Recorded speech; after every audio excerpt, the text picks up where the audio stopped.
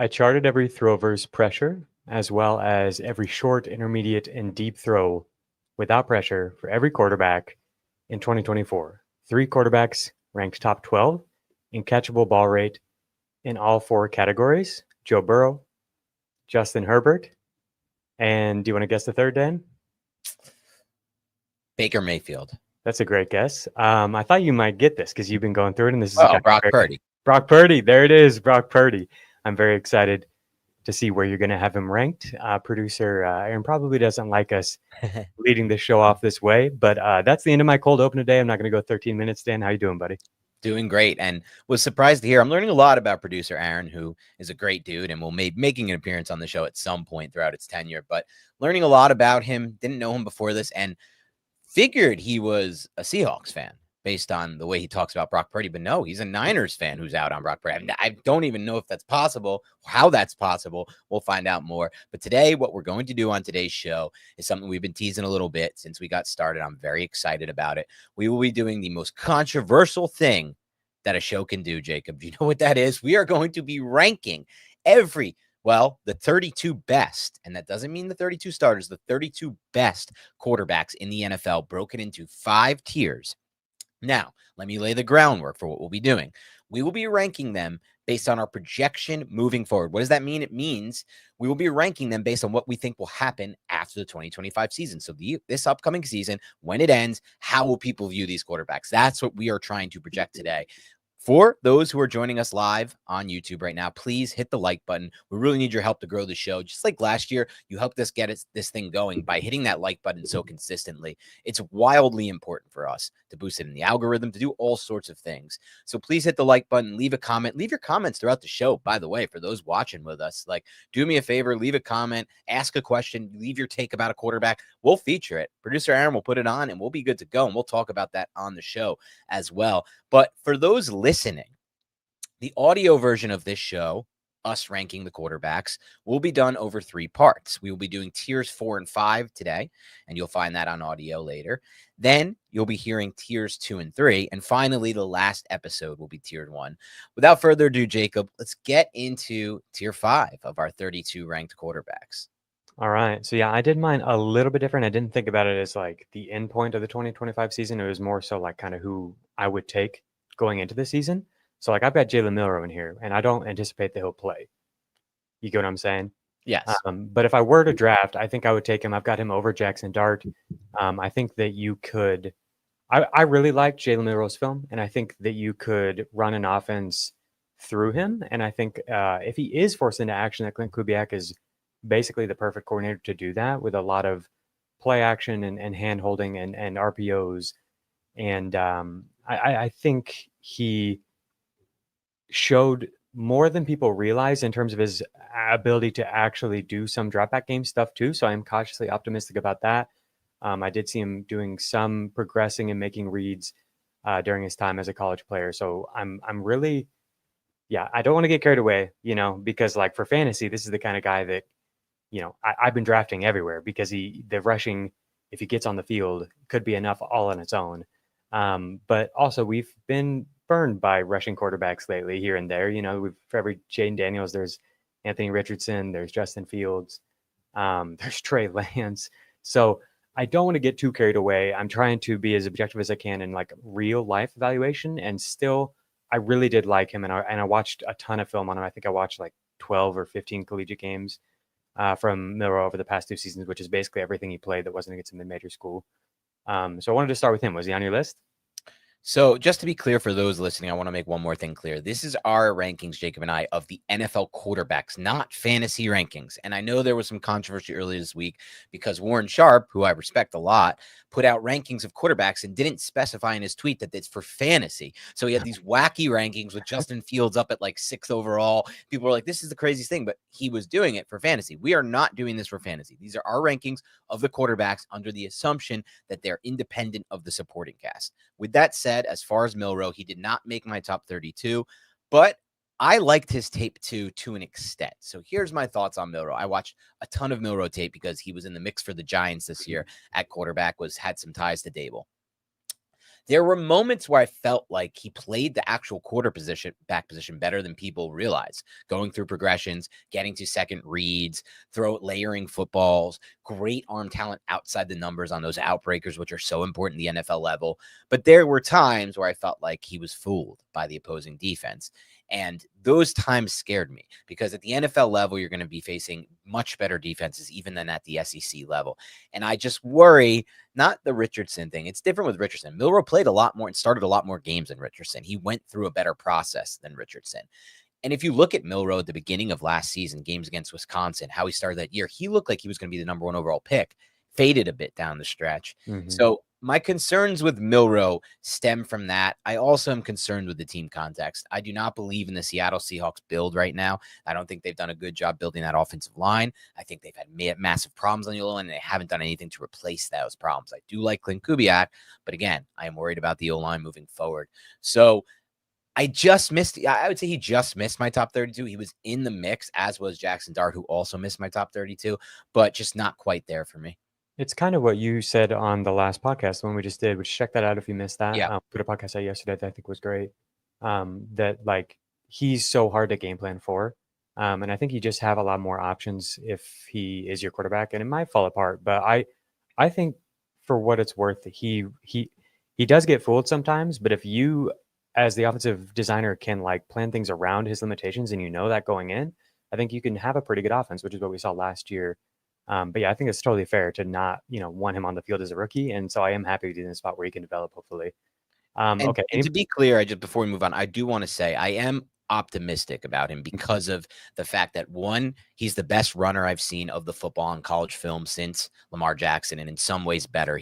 And that sounds crazy. Lamar Jackson was better in a phone booth as a runner, but Milroe is a more compact, stronger runner who is great breakaway speed. And I saw him win the edge against linebackers, beating linebackers and safeties edge way too many times to not put him in that mix. And also, he was the only quarterback I watched on tape, including Ward, including Sanders for sure, who could actually rip a football with natural arm talent from his back foot, not needing his feet set and his shoulders squared 50 to 55 yards down the field. So he has so much natural tools to work with. It's just the mental side that I think he needs to take a step forward in.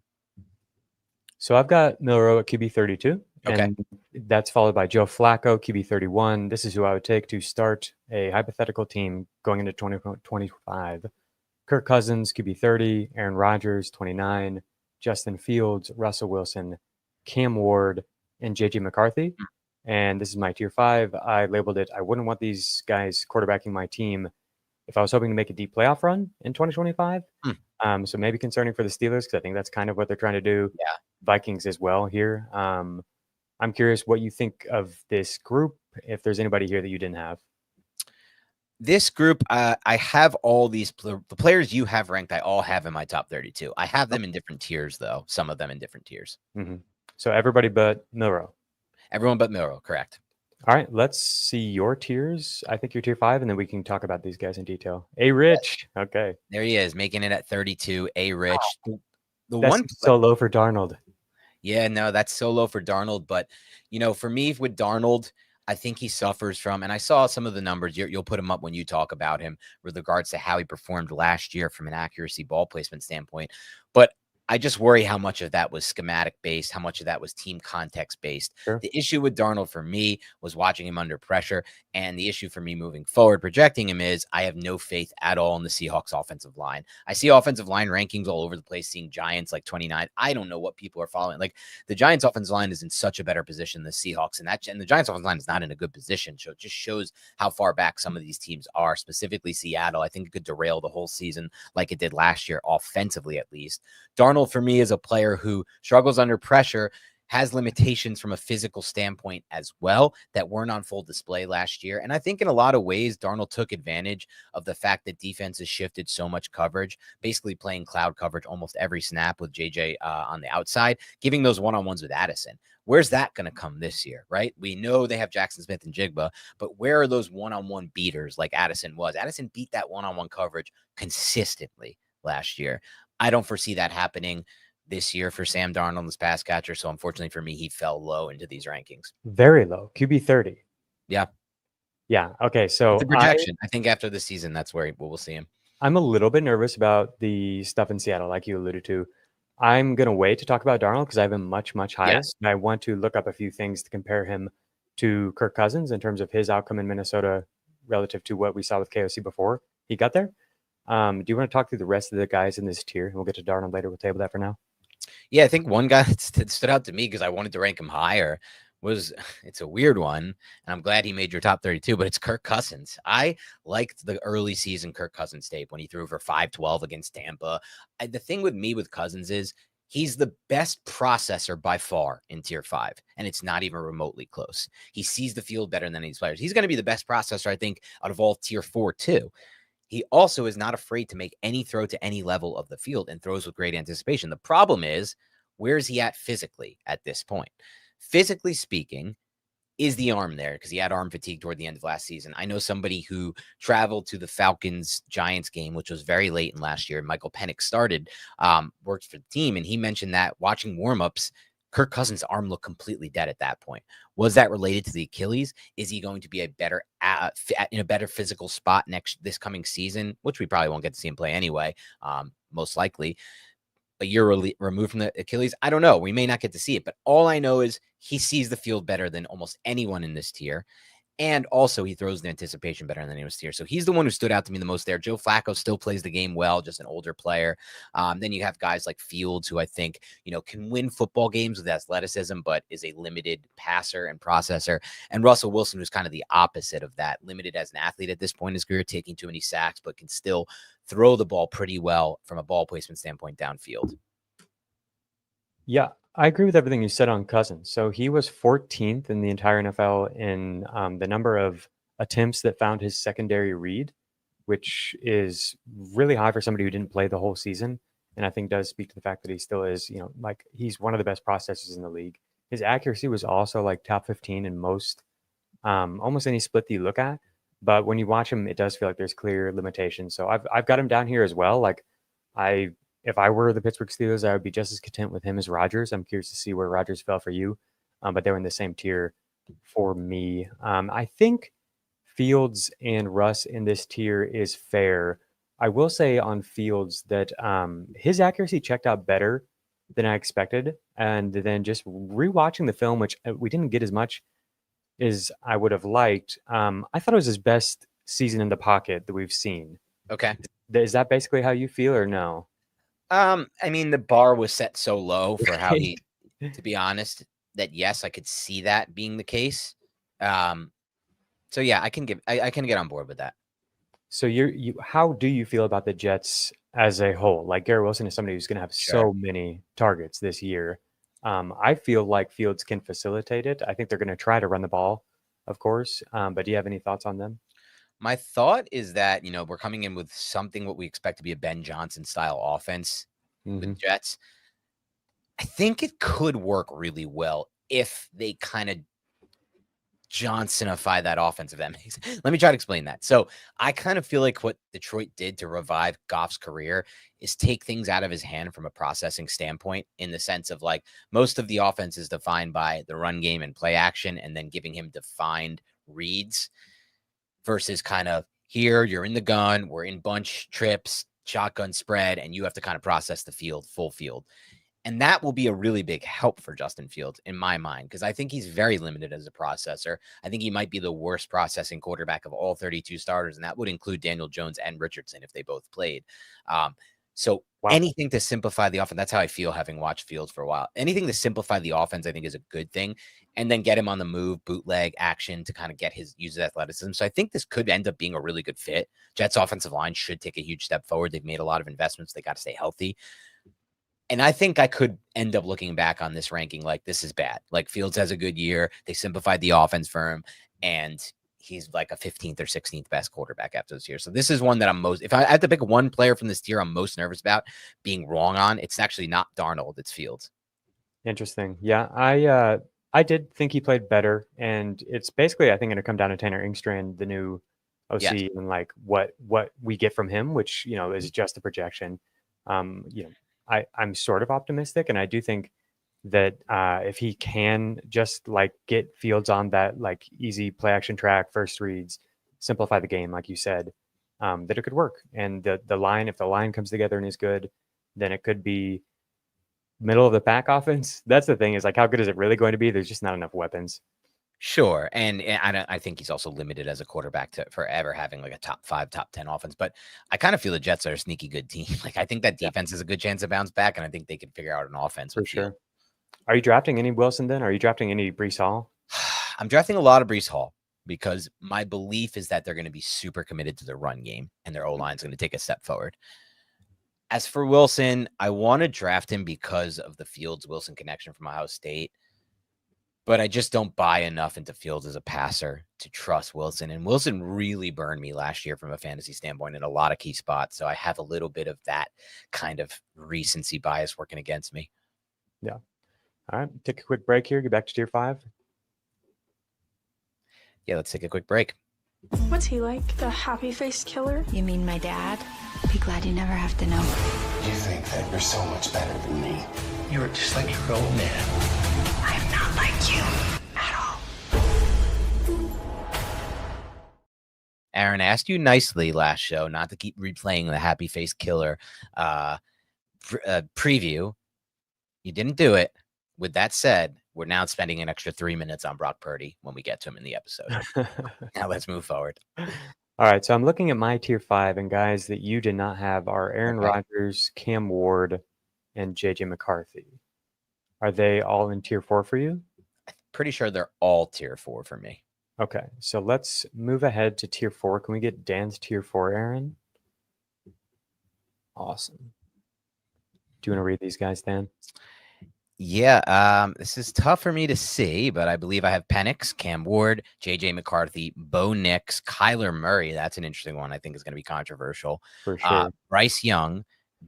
That can't be Drake May. That's Drake May. That is Drake May. I have him low, and Caleb Williams. So I did do these tiers in a little bit of an interesting way. Aaron Rodgers obviously then is in tier 3. Wow. Yeah. So players like Caleb and Drake, and to an extent, Bryce, maybe JJ, maybe Nix, maybe Cam, I could see being in tier 3, potentially breaking higher. But this is kind of, and I forgot to send over the names, but this is kind of my young quarterbacks tier, the tier of guys that haven't really proved it all yet, but can take that big step forward. As far as Rodgers goes, we can talk about him now or wait, but we can probably just get into him now. Yeah. I definitely had a much higher opinion of what he did last season than you did. 18-4 touchdown interception ratio down the stretch run, I believe, over the final 9 games. Looking back over some of the numbers you posted, better ball placement than I think I expected going into it. Rewatching the film, still think the arm talent is there. To me, with Rodgers, the situation was really bad last year, and I think that a year removed from the Achilles, he's going to be even better mobility wise. Now, he's not going to be good mobility wise. He's an older player, but he was really limited from that standpoint, specifically early in the season. As he improved, as the year went on, and he kind of worked through that injury, or you know how it goes when it comes to these Achilles and ACLs, it takes time. We saw it with Godwin, plenty of examples.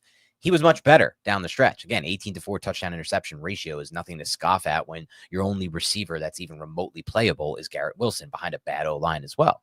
So I just think this situation is actually really good for him, because as I look forward, yes, Arthur Smith is not known for generating great fantasy quarterbacks, but he is known for putting quarterbacks in pretty good situations. I felt like Russell Wilson was put in some really good spots last year to just have good, clean pockets, off play action, define reads, open spots downfield. So I think it's actually going to mesh pretty well there. So it's a big projection for me, but I am high on Rodgers going into this year versus consensus. I think this makes sense. I think I was too low. I think I maybe kind of grouped him in with some of the old guys without thinking about it too much. Aaron, can you allow me to share my screen here? I've got the charts pulled up. If you haven't seen these on Twitter, I said at the top of the show here that I charted these. Fantasy Points Data is the one who did all the charting in terms of watching all the plays and then charting them and putting them into the data base. I did watch all these dropbacks. I've got all the film here on Twitter that you can watch if you want to, but so I've got it by different categories. And so here we've got Aaron Rodgers versus this is on deep balls. I thought he really did have nice touch on the ball last year, and it got way better as the season went on. Yep. I think I have him too low. QB4 in highly accurate throw rate on these deep balls without pressure. QB10 on highly accurate throw when targeting an open receiver. And that was on a pretty large sample size too. And here's intermediate throws. I mean, that's not it.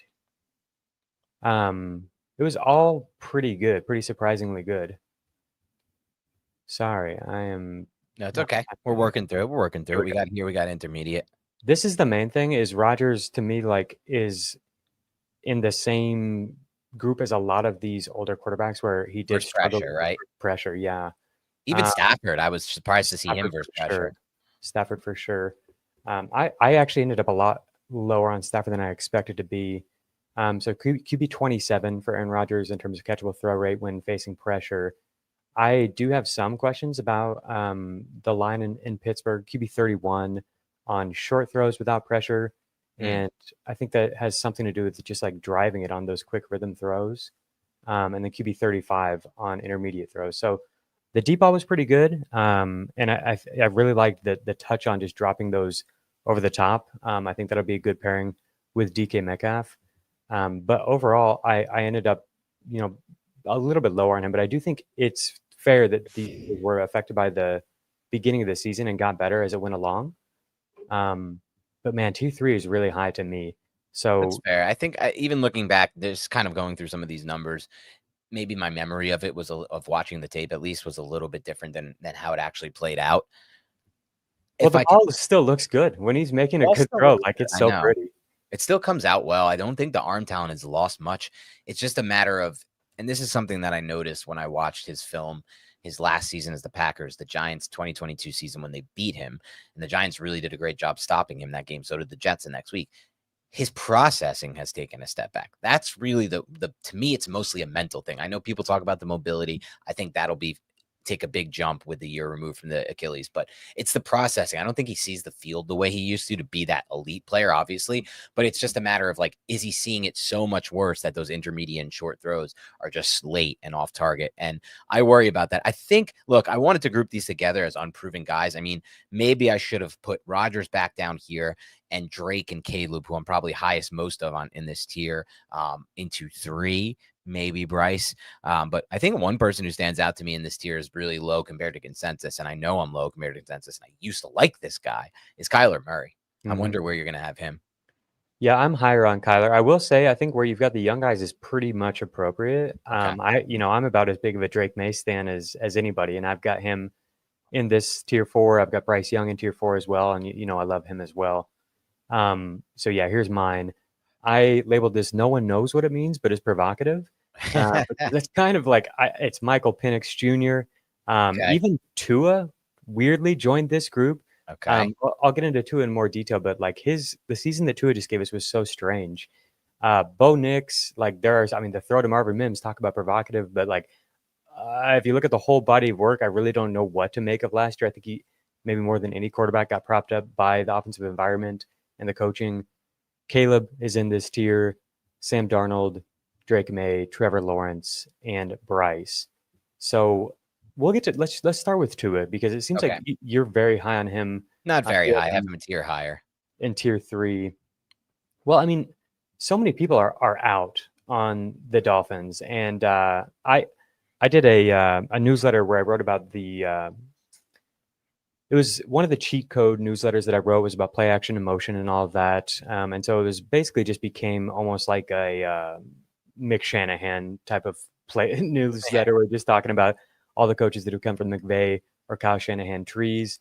And then reflecting on last year, one of the biggest misses for me was that I was extremely excited about Bobby Slowick and the Houston Texans. And, that was obviously just a disaster, just abject disaster, basically from the start that only got worse as the offensive line fell apart. And so I was trying to think like who might be the most likely of people of coordinators that we have felt good about or are excited about, who might be the most likely to burn us this year. And I think it's kind of clearly Miami. I like that call. And I don't like that call because I was very high on Mike McDaniel just a year ago. But like as I've dug into the data, one of the things I was looking at was how some teams have used pre-snap motion to boost their run game. If you look at the league-wide averages, pre-snap motion is a huge efficiency booster for passing. but actually doesn't really make any meaningful change to running efficiency. But there are a few teams that it does. The Rams are one of those teams where it's like clearly helped them. The Bucs last year, it helped their run game when they used pre-snap motion.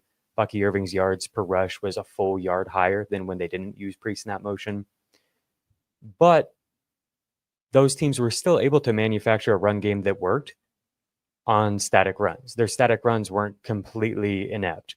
Same thing with Kyle Shanahan. Like, he's always been, the run game has been better because of the motion and the misdirection and everything. But when they do run a static run design, like, it still worked. Obviously the Rams have just been, able to bully teams, not quite as effectively last year, but lately using more and more of the duo and power running. So they don't have to use the pre-snap motion, but when they do, it really helped Kyren Williams. The Dolphins have not, in any Mike McDaniel year, averaged, I think, over 3 yards per static rush. It's been like, if we use pre-snap motion, the run game is okay, sometimes good, creates big plays. If we don't use it, it's the worst run game in the league by far. And so there were just a number of things like that sort of jumped out to me as like kind of red flags about Miami. And I feel like just in general, people are kind of excited for fantasy right now because Jono got traded away, and so there's target vacated. Like there's potential here for fantasy.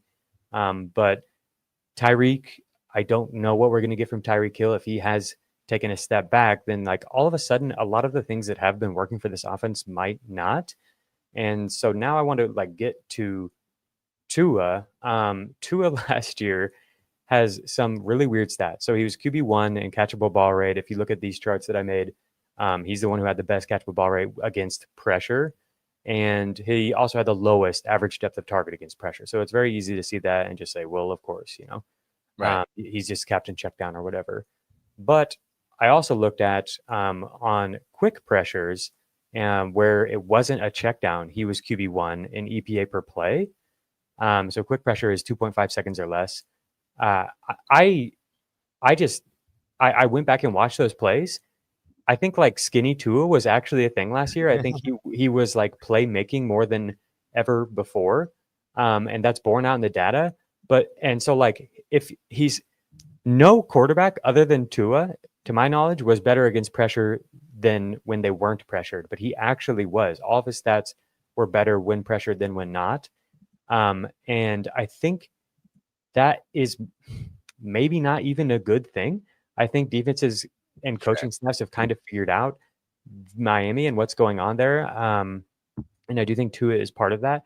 And so last year, his blitz rate was the lowest it's ever been. He only got blitzed 18% of the time. The league average blitz rate's around 30%. So that's really, really low. And it's like defenses kind of were just like, beat us. What are you going to do? Right. Can you beat us with a real drop back game? And the answer was no, basically. The offense was like a lot of, tricks and everything, but maybe not so much substance. So I think Tua is like maybe one of the most enigmatic quarterbacks that I went through the process of ranking here. I ended up, at first I had him at the top of tier 5, which was like, I wouldn't want them quarterbacking my team if I was hoping to make a deep playoff run. I ended up putting him in no one knows what it means, but it's provocative. I think that's basically where he belongs.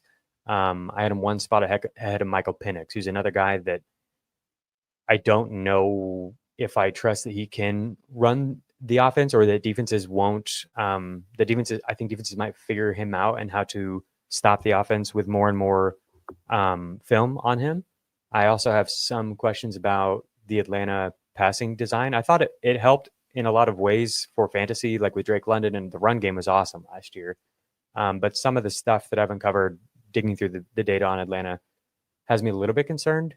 So with that said, I do want to get into the Michael Penix charts because people went nuts for these. And it's no surprise, man. We have to, of course, say the sample size is small and it came against some of the worst defenses in the league. But go ahead. Before we get into Penix, we need to take a quick break to hear a word from our sponsors, and we'll dive right into Michael Penix. They want to take this place from us. My family is in danger. My wife is lost to me, and I don't have time. 1923, new season now streaming exclusively on Paramount Plus. There we go, Aaron. Much better commercial choice. So Michael Penix, QB1 on catchable ball rate on throws of 20 or more air yards without pressure, 77%.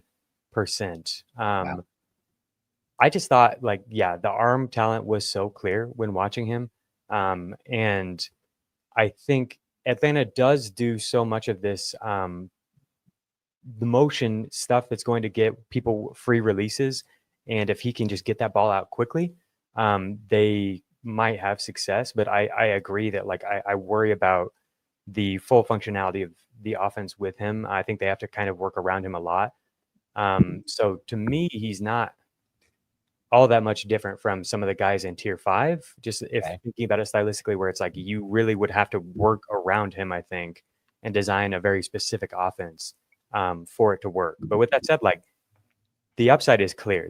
That's why he's in tier 4, I think, is because it is provocative. The upside is there for him in a way that so where did you have him relative to McCarthy? I had him ahead of McCarthy by 1 spot and ahead of Ward by 1 spot. I think those guys are obviously very talented too, and they're kind of unknowns. And I'm curious if you, traits wise, what you think about those 3 comparatively. Where did you have them? Who's the third one? McCarthy, Penix, and who's the third one? Ward.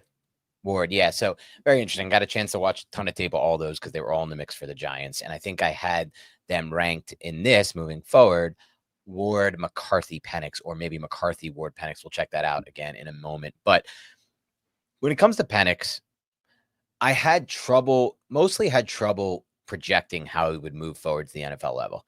His tape at Washington was phenomenal, but I did feel like out of all the quarterbacks in his class, he took most outside of, no, Hendon Hooker wasn't in that class. The other kid was the kid who the Patriots drafted and just traded away. What's his name? Quarterback out of Tennessee 2 years ago, Joe Milton. Out of all the quarterbacks besides Joe Milton, no one benefited from taking advantage of the college rules more than Michael Penix. He made throws that were just not going to be available to him at the NFL level. And they haven't been, to be quite frank. Now, he still made some great out passes, outbreaking routes at the NFL level in a short sample size. Like you said, some good deep throws. But ultimately, the space that was available to him at Washington with those 2 tackles and those 3 receivers, I didn't expect, or didn't know how to project would be moving forward. Traits-wise, I love his arm talent. I think he throws a little bit of a flat football, but I don't think it matters on some of the throws like those breakers. I think it matters a little bit more on the vertical plane, which we'll see come into place deeper than 20, like the 30 to 40 yard range, and then kind of on the quick game and the 10 to 19 in breakers. But my biggest issue for Penix was the mobility factor. He ended up running a good 40 time, but I wasn't worried about how he could move straight line. I was worried about how he could move laterally, how he would manage NFL pockets. And just like I said yesterday, that game against Michigan gave me kind of the jeebies. I was like, wow, this is what happens when you crowd the line of scrimmage and just send guys at the line of scrimmage. What is he going to be able to do at the NFL level with that? I didn't think I saw that from the Giants or any of the teams that faced them last year. That wasn't their game plan. Maybe they didn't feel like they had the personnel to do it. It's going to happen at some point. I want to see how he reacts to it. So for me, Penix was behind those 2 from an evaluation standpoint. JJ was a weird one for me because I did like his short intermediate velocity and ability to throw. I liked his ability to throw on the run, specifically rolling to his right side. I had issues with how he threw to the left, how he set up into his throws, his deep passing, missed a lot of open targets deep at Michigan. And I had issues mostly for him with his frame.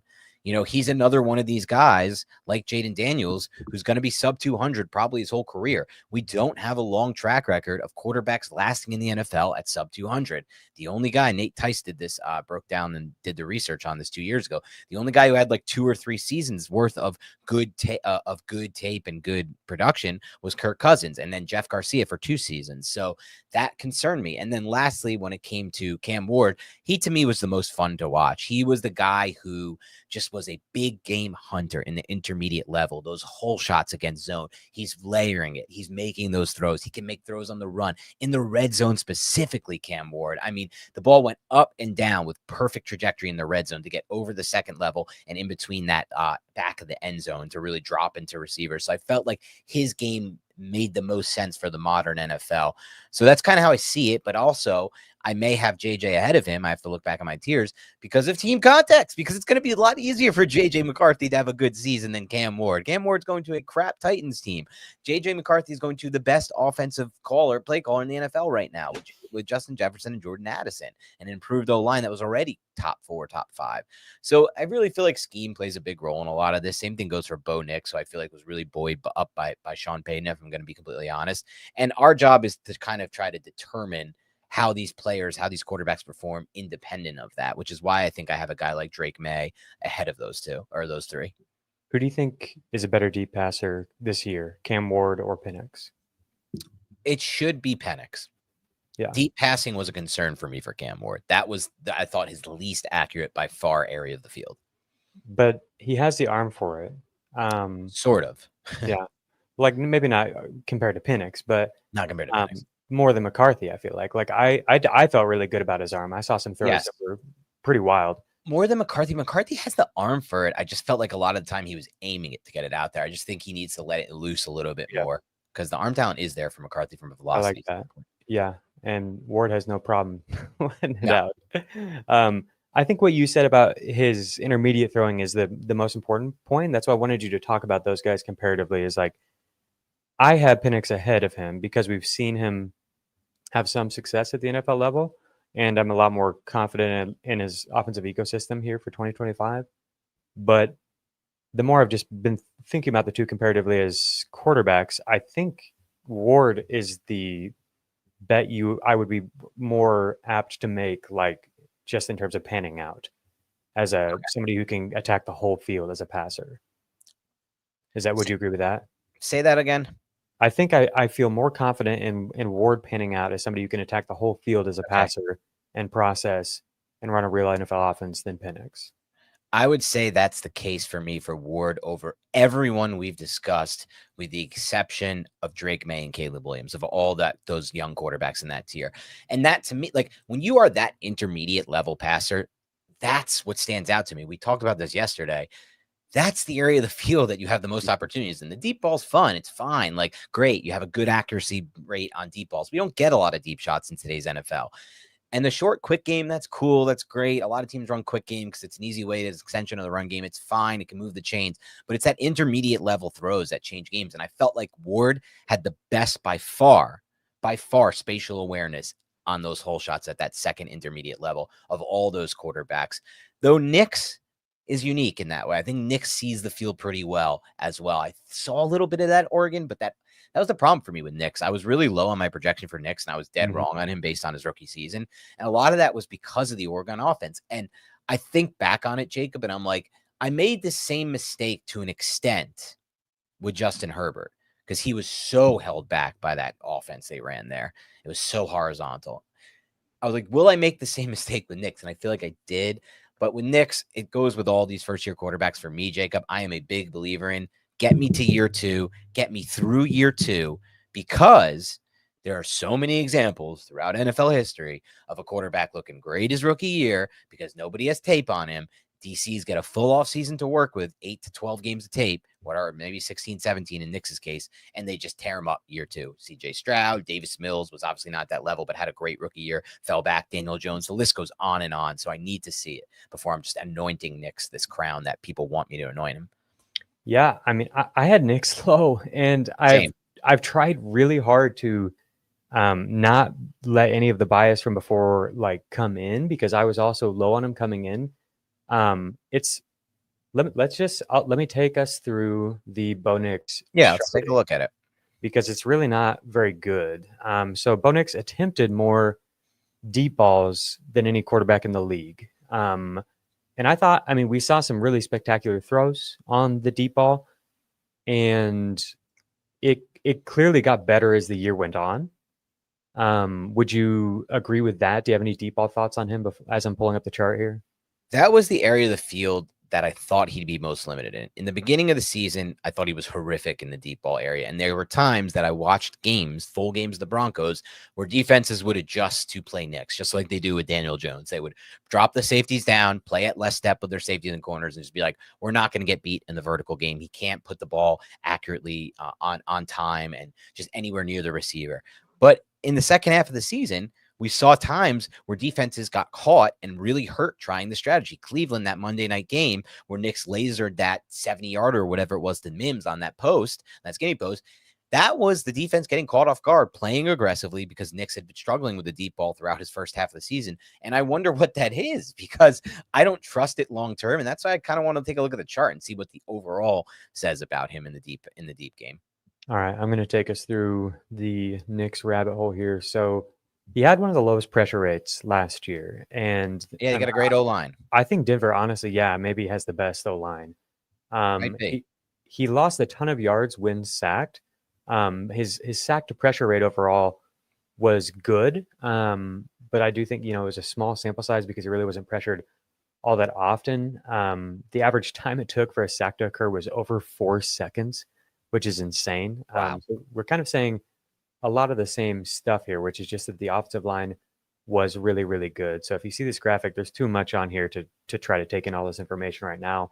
But you can go find it if you want on Twitter. So I wanted to bring it back to this chart that I showed yesterday, where I'm looking at when a quarterback was moved off of the apex of their drop back, how fast the pressure occurred, how much time it took for a pressure to occur when moved or when not moved. And if you look at the top here, Dan, did you look at this chart at all when I sent it out a month ago or whatever? At the top here, we've got guys I said are like play extenders, basically. So I think there are some players who you could put into that group, like CJ Stroud or Dak, who didn't get in there because I think their offensive line was so bad that it kind of shifted them down to the bottom left area of this chart. That's like Burrow and Tua and Bryce Young and Trevor Lawrence and Drake May. And then there's like Josh Allen and Jane Daniels and Lamar, who are the clear outliers on this chart, just because sometimes, and fairly often, they immediately are looking to create with their legs. And so especially in Josh Allen's case, like he'll get into a pressure that maybe wasn't going to be a pressure if he wouldn't have moved off of the apex of his drop back. And so, I mean, Allen, we'll get into Allen and all the sack to pressure ratio and stuff. He's amazing. He's so impossible to sack. But I do think some of the reason that his pressure to sack ratios get so ridiculously good is that he kind of just creates some of these pressures on his own. And so that's why he looks weird on this chart. I think I agree with that entirely. So at the top of the chart, though, here are quarterbacks who are playing it a little bit more traditionally, but they're very good at extending. And so really this is a Patrick Mahomes chart where Patrick Mahomes time. So before we even actually, just as a quick aside, thinking about all the, everything you're seeing here on the chart. When you hear time to pressure, a low time to pressure, what does that maybe suggest to you? A fast time to pressure. Offensive line doing its job. Offensive line, or maybe not just that. The quarterback's processing post snap and pre to post snap, understanding the offense, understanding the defense, and how they shift the rotate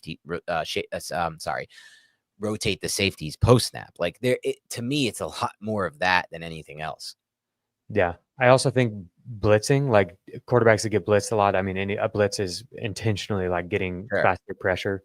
But yeah, I think it's easy and intuitive to be like, okay, fast pressure means O-line sucks. Long pressure, high pressure time means O-line is good. Yeah. Right. The quarterback who had the highest time to pressure in the NFL was Patrick Mahomes, which is weird because everybody complains about the offensive line and the left tackle play points to that as like one of the biggest problems last year. And so why was his time to pressure so high? Because other guys, it's like, yeah, Bryce Young had a really fast time to pressure. That makes sense. Like there were problems there.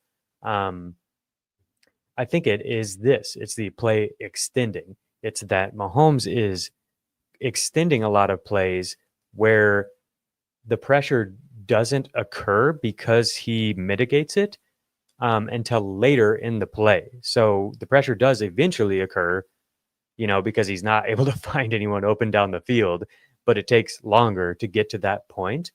And so I think this does a cool job of illustrating some guys who were very effective at extending plays here. And so, yeah, at the top, you've got Patrick Mahomes, Jalen Hurts, and then Bo Nix with Brock Purdy and Baker Mayfield as well. I wanted to point that out because I was really impressed with that part of his game, Bo Nix. Okay. So back to the accuracy on throws versus pressure, QB 36. And you see we've got the dreaded all red chart here. QB 36 in catchable ball rate versus pressure was where Bo Nix finished. Even when targeting an open receiver, QB 37. Wow. And highly accurate throw rate. This is out of 42 qualifiers. His average depth of target was high. It was almost 11 yards on these throws. So that has something to do with it. All the ones that follow this, without pressure are organized into buckets of like short, deeper, intermediate. These pressure splits are just all throws, and so some quarterbacks, it's going to skew things a little bit if they throw more deep or short, like check downs or whatever. Stylistically, things can get changed a little bit. But the pressure split is not large enough. Your pressure rate's only 30 to 40%. So if you split that into short, intermediate, and deep, it would just be really small sample sizes. I think as those who are following along and watching, you could go watch the tape. Jacob has these all on Twitter. You can kind of see when it comes to Bo Nix why we might be skeptical watching when we watch the tape that there could be some regression this year. Yeah. So I remember the Chiefs game in particular, because I'm a Chiefs fan, so I watch all their games. It's the only really games that I get to every single week on Sundays, because I watch so much film that I want it to be efficient. So like I'm doing it all on Monday, Tuesday, Wednesday, where I don't have to watch commercials and stuff like that. But I watch the Chiefs broadcast, and it was crazy to me how often he was taking big sacks. And then I started to notice it more and more. And so this is, again, it's like, is this bias? I don't know. But I feel like he's one of these guys who starts backpedaling and trying to work his way back out of pressure. And he is athletic and can do that sometimes. But I do worry that it might, if he wasn't in Denver, like if he wasn't in this great situation, that it might be a problem for him. And I think you'll see that if you watch the film. That's why I did this with all these quarterbacks, is so that you have the film. It's not, right. You can argue with the data if you want, and that's fine. But then go watch the film then and see if does it match up with what Fantasy Points Data's charting shows. And most of the time the answer is yes. What I find sorry, go ahead. I was gonna say what I find so interesting about the charting too is we get a total full glimpse of where these quarterbacks are at, because there's highly accurate throws and highly accurate throw percentage. That's kind of just telling me like the wow throws, right? Like the guy puts this ball on the money in between a tight window. There's the catchable and the off target. That's like, are you putting the ball in a place where it can at least be caught, maybe not maximize yards after the catch? And then there's the turnover worthy percentage. And it's crazy that really, despite having a good year, despite a lot of people thinking he was amazing last year, Bo Nix was really bad across the board at all three levels of the field, keeping the ball out of harm's way, and then just kind of getting the ball even in a spot to be caught, let alone maximizing yards after the catch. It leads me to believe that like a lot of what he did last year was Sean Payton. That's the problem I have. And I don't want to take things away from him. I watched him make good plays. I talked about that throw against the Browns. I watched him make plays outside of structure. That was always the area on his Oregon tape where I was like, if this is going to work, it's because I like when Bo Nix is moving out on the run and able to generate different arm angles, different arm slots, and throw the ball pretty accurately. And he did that last year. Did it great, especially down the stretch run. But like on the full basis, you look at the numbers and you look at the film and you're like, where, what happened? Like, how did he have such a good season? Because I'm not seeing it. Yeah, man. I think that's fair. I'm excited to see what happens in year two, because I do think he got, great O-line. It was tangible. Like I felt like there was clear improvement as the year went on. Agreed on that. And they could have won a playoff game. I thought, I'm definitely intrigued, to see what we get from Bo Nix going forward. And I think that the offense got better. Short passing. So this is 5 to 9 air yards. I did 5 rather than 1 to just try to avoid some of the checkdowns and screens and stuff like that. Sure. And get some more functional offense design type of targets here. Same thing, QB 31 or lower on all of these on short throws without pressure for Bo Nix. And then if you go to intermediate, QB6, and you love to see that. QB 16 and highly accurate throw rate, QB 6 and highly accurate throw rate when targeting an open receiver in the intermediate area of the field without pressure. That was the area I thought he was best at Oregon too, and when I watched him last year. Yeah, so that's intriguing. We talk about that being really Yep. important for sure. So that's a Most great important. great signal for a young QB.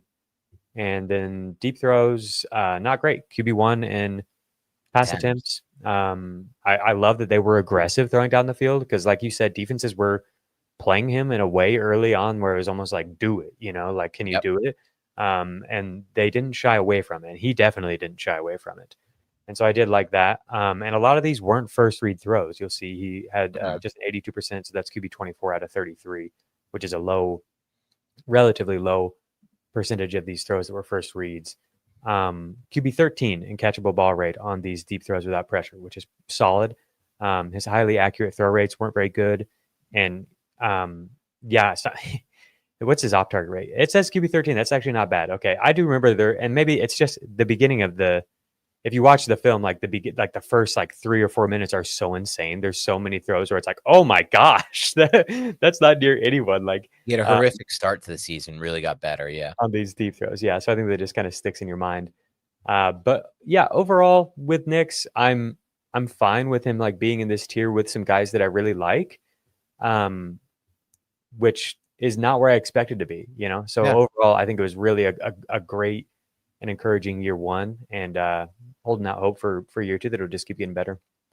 We need to talk about one more player, or two more players at least in this tier before we move to tier 3. I know we spent a lot of time on tier 4, but I think it's kind of the bulk maybe of our entire convo. It's a really interesting group here. Yeah, for sure. I think you could spend hours just talking about Bryce Young, Trevor Lawrence, Drake, 3 players. Caleb Williams. We can save Trevor because he's in my tier 3. Yeah. We actually got to hit 3 more though. We got to hit Bryce, we got to hit Caleb, we got to hit Drake. For sure. So where do you want to start there? Because I think they're all intriguing conversations. For sure. Yeah. Let's just have the Caleb conversation. It is a tough one to have. Gonna be a doozy. For me especially. Yeah. I think it's a good one to follow. Caleb, because we just saw a lot of red, and it doesn't get more red than Caleb's charts. Yeah, a good one to follow the Knicks. Like if you're concerned if you're a Denver fan and you're concerned after watching the Bo Nix breakdown that we just did, I think this will make you feel better. And really, any of the rookies, like anytime you're seeing green, that's a good thing. It's pretty impressive for a rookie to do that.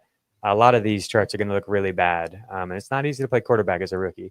Aaron, can you let me share my screen so we can go through Caleb here?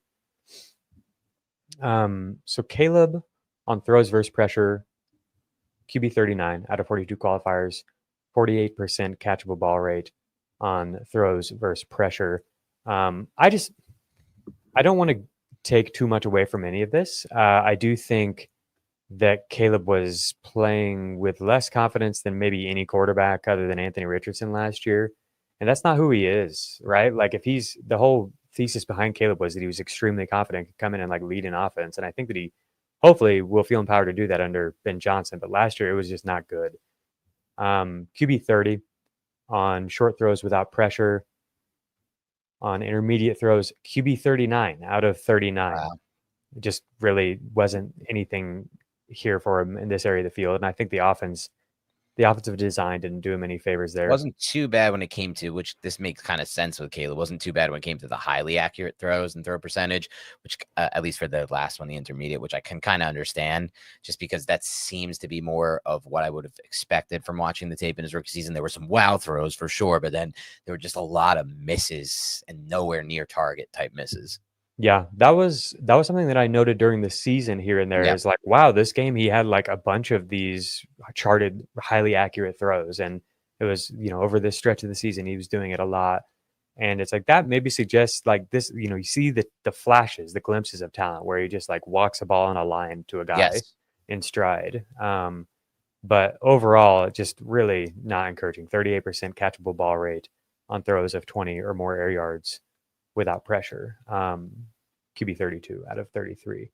So I ranked the quarterbacks based off of how they played in 2024. Okay. And so I've got Bo Nix at QB 19. I think you could push him higher, honestly, but we'll get into Bryce Young and Drake May. I was really excited by a lot of this stuff that they showed, the moments that they showed. Where is Caleb Williams? QB 33, only ahead of Will Levis, Daniel Jones, Gardner Minshew, Mac Jones, Anthony Richardson, Spencer Rattler, and Deshaun Watson. I think that's pretty fair too. Yeah, it was really rough, but nowhere to go but up. Do you have any Caleb thoughts? So Caleb, it's a tough one for me. I said it on yesterday's show. I'll say it again. He was my favorite quarterback evaluation that I've ever done since I started doing this. Now, with that said, even higher than Trevor Lawrence, with that said, a lot of that was projection based. I saw a player who had phenomenal arm talent, different level arm talent, can throw from different arm slots, can throw off platform, can throw rolling to his opposite shoulder to the left and get insane velocity and touch and ball placement, can drop it in anywhere on the field. I also saw someone who, to me, didn't get a lot of opportunities to run quick game at the collegiate level USC, but when he did, he was on time. He was hitting the back foot and ripping the ball in there. Everything looked good. But I also saw a quarterback who legitimately regressed in his last season with USC. He was not as good. I kind of shoot it off, right, Jacob? Going into last year, I kind of, whatever. That Notre Dame game, the film wasn't great, but it's still Caleb Williams. It's still an insane level of arm talent that we just haven't seen reach the NFL. And really, in a lot of ways, an Aaron Rodgers level release, mimicking it in so many ways. And that quick release to me was going to be the difference maker. It was going to be the thing that said, okay, he has this amount of time in the pocket, very little at the NFL level. Can he get the ball out on time? And that was going to be the reason for it. With that said, last year's tape was very ugly. And I think there were a lot of factors working against him that somebody like Bo Nix, for example, working with Sean Payton and that Denver O-line didn't have, right? I mean, look, the Bears offensive line was a disaster last year. They were okay at times at tackle. Their interior offensive line was an absolute mess. And that to me was always going to be what Caleb needed. He didn't need the exterior protection as much, to me at least, as the interior, because he's a smaller quarterback. He can step up with that athleticism through the exterior pressure, but can you give him pocket integrity on the interior game? They didn't last year. They went out, they traded for and signed players that should hopefully fix that this year. PFF, I saw, had them ranked all the way up at like 6th or 4th offensive line. I don't know if I'm that bullish, but just get to the 10 range and they should be fine. But to me, PFF had the Bears as a top 8 offensive line, you're saying? PFF projecting it to next For this 25? year. Wow. Yeah. I mean, there's reasons to be excited, but wow. I know. I didn't really understand. They had the Jets they had at 7. They're really doing a lot of projection there, which is fine. Yeah, projecting. Yeah. It's fine, but it's not what we saw so far. And I feel like sometimes when you do the projection just based on the name brand players that they added, the O-lines just don't come together that fast. It's like a continuity thing. We'll see what happens there. But the real problem to me, I said it last year, I'll say it again, was Shane Waldron. I don't think he was an NFL caliber capable offensive play caller and play designer. Watching those Bears games, it was unbelievably evident and obvious. Watching the Seahawks the year before, it was unbelievably evident and obvious. And so I don't think he ever really had a fair chance to succeed based on those two factors. Now, in the process, he developed some bad habits that could carry over. It's possible, Jacob. I am not as confident going into this year on Caleb as I was last year, obviously, but I'm not fully over the hump of just believing it's going to get much better so far. That's why I have him ranked pretty low for me in that tier 4 unproven range for a player who by now, at this point, year 2 in his NFL career, Jacob, I expected him to be where we were ranking CJ Stroud last year going into his second year. Yeah, I'm curious how much higher you have Stroud than him, because it was a really bad year for him too. But we'll get into that on the next podcast, next group of tiers here. So we'll wrap here, and then we'll kind of touch on some. We've got to talk about Drake and Bryce, right? Are we in a hurry? We'll talk about Drake and Bryce in the tier 3 pod, despite them being tier 4 guys. So just for those listening, we're going to take a quick break, and we'll get back into those players and then debut tier 3. The most original musical ever is now streaming on Paramount Plus. I'm just giving the people what they want. Better Man absolutely sizzles from start to finish. Better Man, now streaming on Paramount Plus.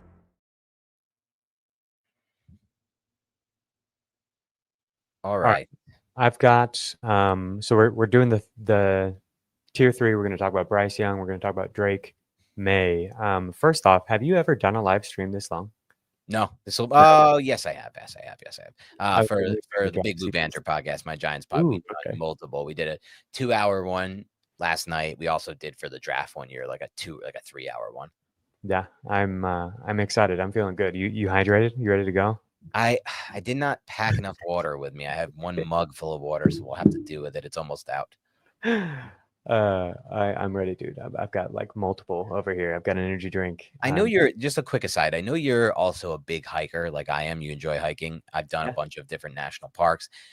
Is there any bigger panic than Have you ever been low on water on a hike?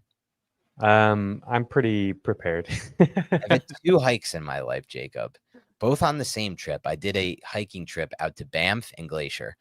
And one day we did Glacier in Montana, an insane hike. We tried this like unbelievable hike, and it was so much fun. But it was also the hottest charted day in Montana in the last decade. Wow. And so we ran out of water fast, and we got to a point where on the way back down, we had no option. On the way back down, someone who was hiking next to us passed out and had to be like medevaced out with a helicopter that came in. It was one of the scariest things I've ever seen. I found out that she lived, thank God. But like that feeling of not having water on a hike, it was devastating. So I'm glad you're hydrating for this show. I'm running out of water. The good news is I'm in an air conditioned room right now, and I should be fine. I know, yeah. That's why I giggled when I asked if you're hydrated. It's like, this is so silly. Like, you hydrated for your fantasy podcast, bro? Yeah, of course. Okay, yeah, let's get back into it. Wrap up the tier 4 of the young guys. I think it'll be. I mean, we're gonna have a lot of interesting discussions going forward, but to me, it's like these are the most interesting quarterbacks to talk about, where we have just the taste of what they can be, but we really don't know. There's still a lot of projecting going on. Drake May only played partial season. Right. Freaking Bryce Young got benched last year. Like, there's a lot of reasons to be excited about these guys, but a lot of questions remain. So I'm going to share my screen here again. I made up a new stat. I don't know if you saw me tweeting about this right before we hopped on. And I can't say I fully understood it when I read the tweet. Classic. Okay, so it's the percentage of first read targets that were open. Do you get what I'm saying? So, like, so the design is to get the ball here, the quarterback looks there, and it's not open, or it is open. Yeah, I'm playing around with the data still, so I don't think this is perfect. I need to like remove screens, for example. Like, there are some things I want to do to try to get a better stat, but I'm hoping using fantasy points data to find like a way to kind of like illustrate what offensive designers are doing for their quarterbacks. And then another just kind of interesting thing that I came along the way here is I compared the average depth of target on these first read throws to an open receiver to the average depth of target on any throw to an open receiver. And the thought on that was maybe I could identify guys who were finding open receivers down the field that weren't the first read, because that's something we talk about all the time, is like, can this guy progress through his reads and, attack different areas of the field? And so hilariously, the New York Giants as a combined unit had the highest rate, which right away you're like, that's not what the stat was looking for. But Wan'Dale Robinson, 140 Wan'Dale Robinson targets, a lot of those being first read, just like really affects things. If you look at the average depth of target on these first read targets, is way lower than any other quarterbacks. But Caleb Williams is number 2. So it's like, wow, finally I did it. I had to create, stat after stat after stat, but like I made a stat that is like kind of intriguing about Caleb Williams in 2024, which Maybe is I'm confused a little on this stat. So Yeah. why is it surprising to you that the Giants would be up top here? That's the part that, so like, let me you hear talk about Daniel Jones reading, short to deep and not wanting to attack the deep area of the field. This is showing when a quarterback threw to their secondary read, that number was higher by this amount, relative to when they threw to their first read, the average depth of target. So when Caleb Williams was throwing to a non-first read open receiver, it was deep relative to his. I think this might just be saying that these quarterbacks are reading low to high, and their first read is that low underneath throw, and then they come off that and read high, versus the quarterbacks who might be reading high to low. But I'm not sure.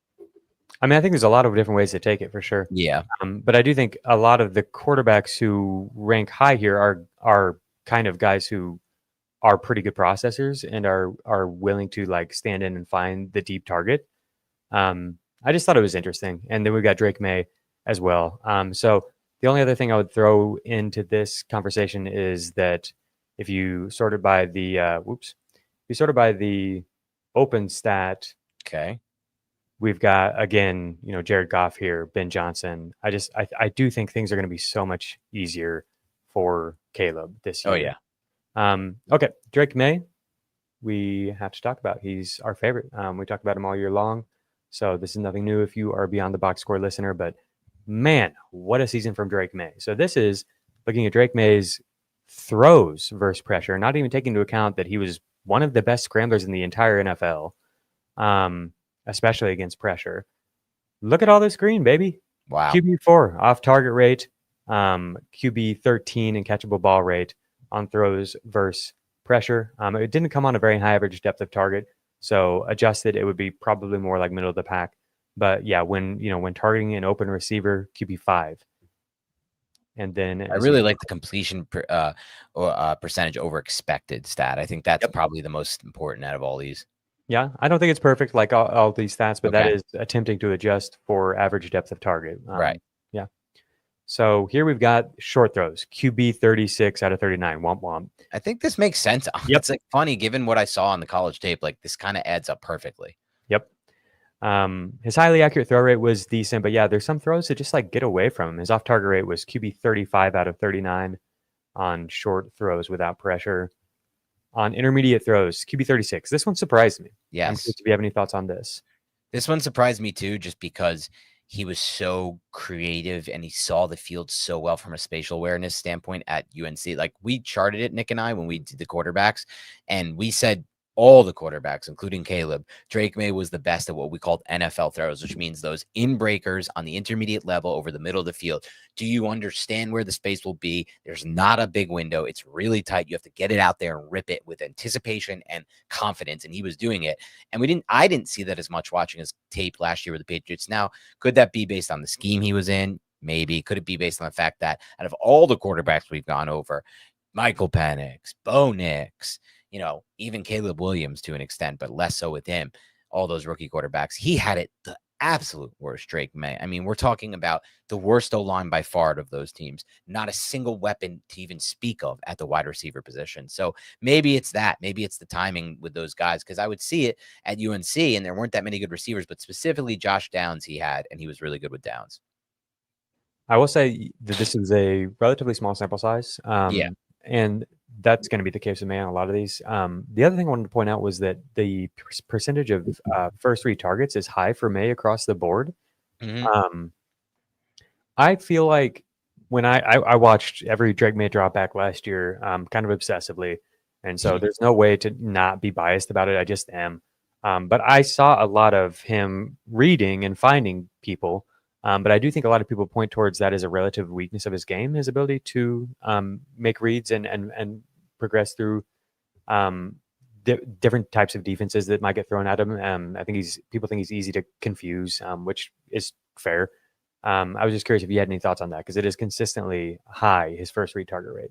That was something that I kind of feel like was design based in the offense. If you're an offense according to the Patriots, right, and you go into a season and you look at what you have to work with for Drake May, and it's that wide receiver core and it's that offensive line, more importantly, what are you going to do? I'm probably going to design an offense that gets the ball out to first reads fast. At least that's what I would do if I was coordinating that offense. Because when I watched him at UNC, I heard that criticism from people in the draft community, and I never felt like that one was based in reality. I thought the short passing was like there was a lot of misses on his tape, kind of like Josh Allen in that 5 to 9 air yard range, as we saw on the chart last season. But I never really bought into the processing one. And I saw multiple times when I did film reviews of Drake May for Beyond the Box Score last year, full games, I saw multiple times where he would, look off to the right side, have his helmet stripe pointed to the right, flip back to the left, and throw something down the field. So I don't think necessarily processing is going to be that big of an issue for him.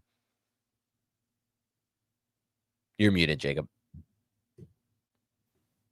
I agree with that. Yeah, I think it's definitely an area where he can develop too. I'm excited to see what the offensive design will be like this year if he gets more opportunities to read. And then, yeah, I thought the accuracy was really good on the deep ball. There are definitely some sprays and throws that just sail on him here and there. He I think needs to clean up some things mechanically still.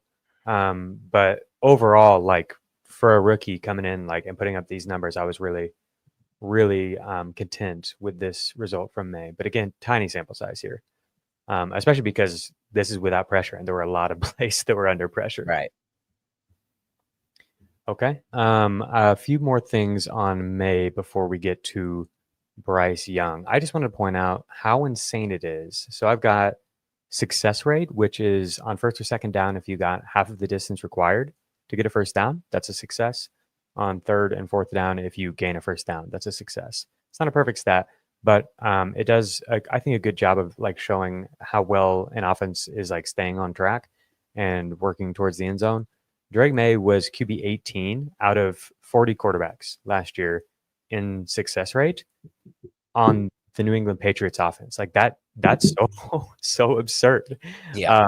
He was QB 22 in EPA per dropback. So Bo Nix was barely ahead of him. Drake May had a better success rate on this is just on dropback, so it includes scrambling, better success rate than Bo Nix playing in the Broncos offense as a member of the New England Patriots. Like if I sometimes people push back on the May stuff because I think he gets hyped up a lot, in online. And there were some bad games last year for sure. There were like the Chargers game at the end of the year. The offense completely fell off the rails. This is why we're so excited. Like that offense was not functional before he stepped in, and then like it was competent. It was legitimately competent like every week except for that Chargers game. That's so impressive for a rookie, and the talent is so evident when you watch him. I get that he's like the hype is out of control. He's like QB 8 or something in Dynasty consensus rankings right now, but he's got it. It needs a lot of refining, but he's got the skill set to do like all of the things necessary to be an elite quarterback. The framework is there, and this is a fantasy show, so like the scrambling is super legit. Last year he offered so much with his legs, and there were no designed runs at all. And so if that increases at all, like he could really be like the league-winning fantasy quarterback this year. And we've arrived again at why Dan will not be drafting Lamar Jackson. There's so many late-round guys that are exciting. Too many late-round guys that we love. I do want to talk of Bryce Young, but we need to get to tier 3 because we're going a little bit long on 4. We'll just group Young into the tier 3 conversation. So let's take a look now. I almost put him in tier 3.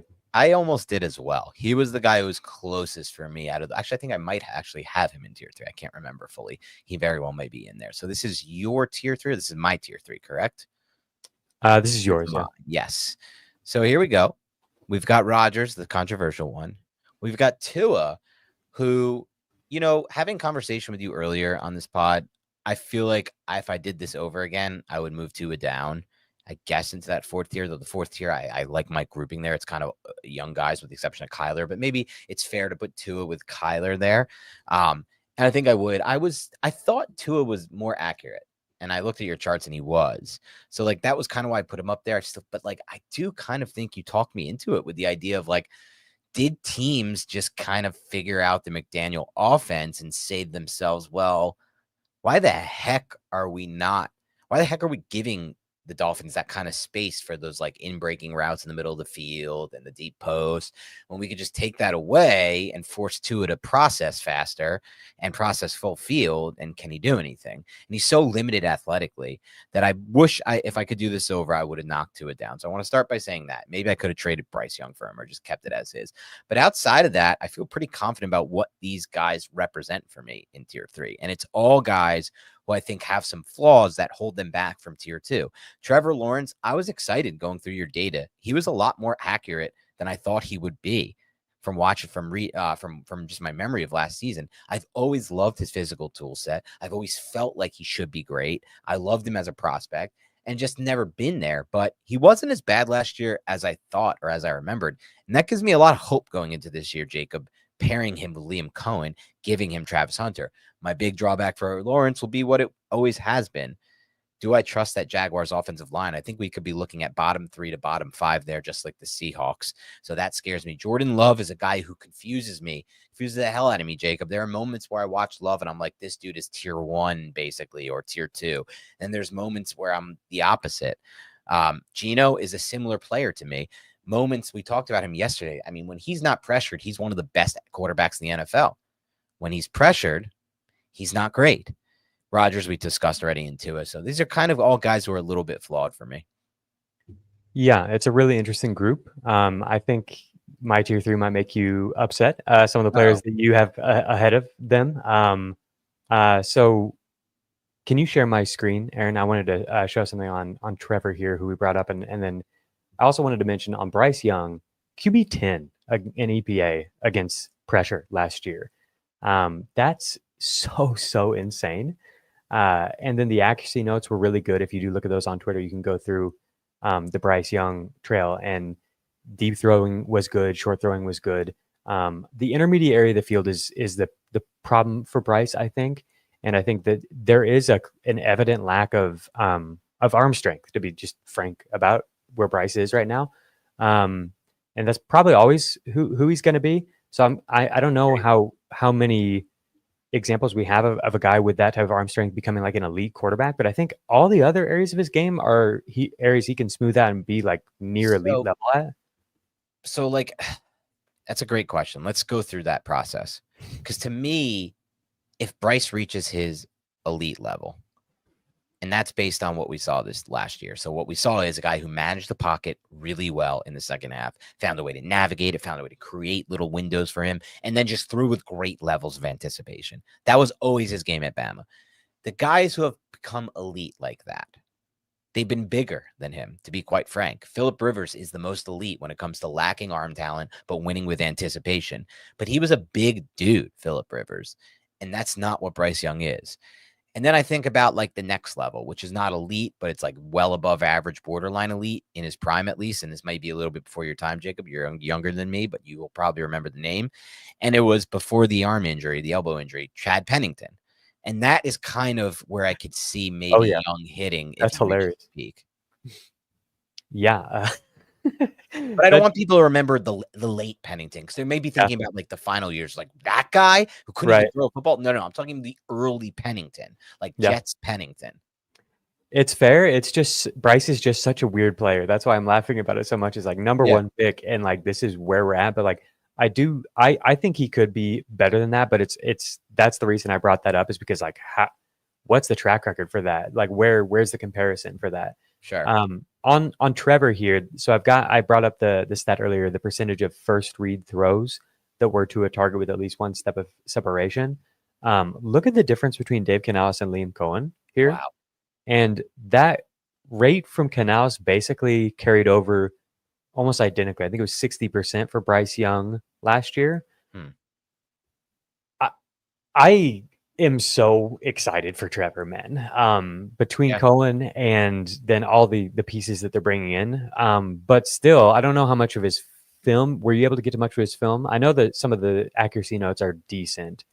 I just feel like when I watch the film, man, it's like a worse version of Jordan Love, where it's just like, what are you doing? Like some of these plays, it's so strange. Tell me if I'm wrong about this, but I think, and this would make a lot of sense to me, accuracy numbers wise, Lawrence will be a guy on all three of the things you broke down, or all four: the pressure, the 5-9, the 10-19, and the 20+, will be a guy who had better, highly accurate percentage numbers than catchable target rate numbers. Like a lot more just throws that are just way off target than some of those like elite level throws. Am I wrong about that though? No, I think that's mostly true. I think it really could come together here. I'm excited for Trevor, but it does take some projecting for sure. Can I give my concern? Because, like, on paper, given what we know about Cohen, and Travis Hunter is there, who I freaking love, man. I thought his tape was so good at receiver at Colorado. It looks great. It feels great. Brian Thomas, man, he's so damn good at football. Trevor Lawrence has so much talent. But Liam Cohen had Tristan Wirfs, Graham Barden, Mock, who had a huge step forward last year. Offensive lines in football are almost everything to me after the quarterback. They are everything. I'm looking through this thing, man. Walker Little is their projected left tackle. He's okay. Ezra Cleveland at left guard is not what you want. Luke Fortner hasn't worked out that well. I don't think he's even projected to start at center. I think it's going to be Hainsey, who's okay. Patrick McCarry is their projected right guard. They drafted Wyatt Milliam, who I kind of like tape-wise, but think maybe physically limited. Anton Harrison, the right tackle, is actually, I liked him in college. I haven't really tracked him that much, but I think he's been kind of fine, or he was fine in his second year. That gives me so much it just gets me so scared, dude, because I've invested in so many times in fantasy offenses that have been burned by O-line. I feel like the Dolphins last year, I was burned by the O-line there, and they were limited in what they could do. So I just want to put that pause on the Jaguars, or put that like stop on the Jaguars potentially being this elite team. Yeah, for sure. That's clearly the issue here. If you can share a screen, Aaron, it's the offensive line. The offensive line really let him down last year, and Trevor also struggled against pressure. The only quarterback, and this is when Anthony Richardson was projected for a starting job. Now he's not. At that time, the only quarterback projected for a starting job who posted a worse EPA per pressure dropback than Lawrence last year was A. Rich. Wow. It was bad. It was really bad. He does. It's hilarious that he's got Liam Cohen, who was just with Baker Mayfield. He does some of the Baker Mayfield stuff where he's taking on too many negative plays. He's trying to play hero ball and stuff. And he's not. He's a fine athlete. He's a pretty good athlete. Obviously, he's a huge dude. And can get away, can break sacks. But like he's not even, I don't think, as good at escaping the pocket as Baker is. And he's doing some of that and taking big sacks, losing a ton of EPA on sacks, and putting the offense in bad situations. So like it's easy to get excited about everything that we saw with Liam Cohen and who's the next Bucky, what's this going to mean for Trevor? But absolutely, like, it is not guaranteed. It's going to we're really like threading the needle for this to work out because the offensive line has to stay healthy and play well. Okay, so on Bryce Young, just real quick, look at this. QB1, QB5 on these short throws without pressure. And the deep throws are what really surprised me. QB10 and catchable ball rate. QB13, highly accurate throw. It's all anticipation with him. He just gets the ball out early and into space. Decent sample size, too. 35 deep throws without pressure for Bryce Young. Yep. All right, so let's get my tier 3 if we could, please. Okay, let's see it. It's only 3 players, and Brock Purdy is in it. Wow. It's funny how different we are in some of these players. Kyler way down for me, up for you, and then Dak and Purdy a tier lower for you. Kyler, I would have had much lower. I had him like in the Darnold range of tier 4 at first, but the more I dug into the stats, like this offense was pretty freaking good last year, and maybe you just want to say that's Petzing. I don't know. Kyler frustrates me. It feels like Kyler keeps like leaving us wanting more because he's got the arm, he's got the legs. Like we know he's talented, and he just like continues to kind of have the same limitations. But overall, the offense was good. He was, I want to say, top 10 in success rate and EPA per dropback, which is just like. But so like, here's my debate, and this will be a fun thing we can get into at some point. It doesn't have to be now. I kind of feel like EPA is a Fugazi stat for quarterbacks, and it's more based on the team's functionality as an offense. Okay. Daniel Jones was like 9th in EPA in 2022 and was not a good quarterback. He just like boosted his EPA by scrambling. Right. And I feel like watching Petzing run that offense, it's a great design in the run game. And we can hit some play action, and we have leaking McBride wide open, and then he just hits McBride. But like functional passing game, and last year was the first. I used to be a big Kyler guy.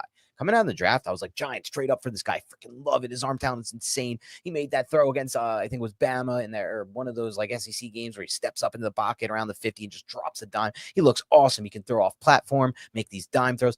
But last year, I fell off on Kyler completely watching him because I don't think he can run a functional rhythm passing game. He doesn't see the middle of the field well at all. His throws are just horribly timed with not enough velocity or accuracy in the middle of the field.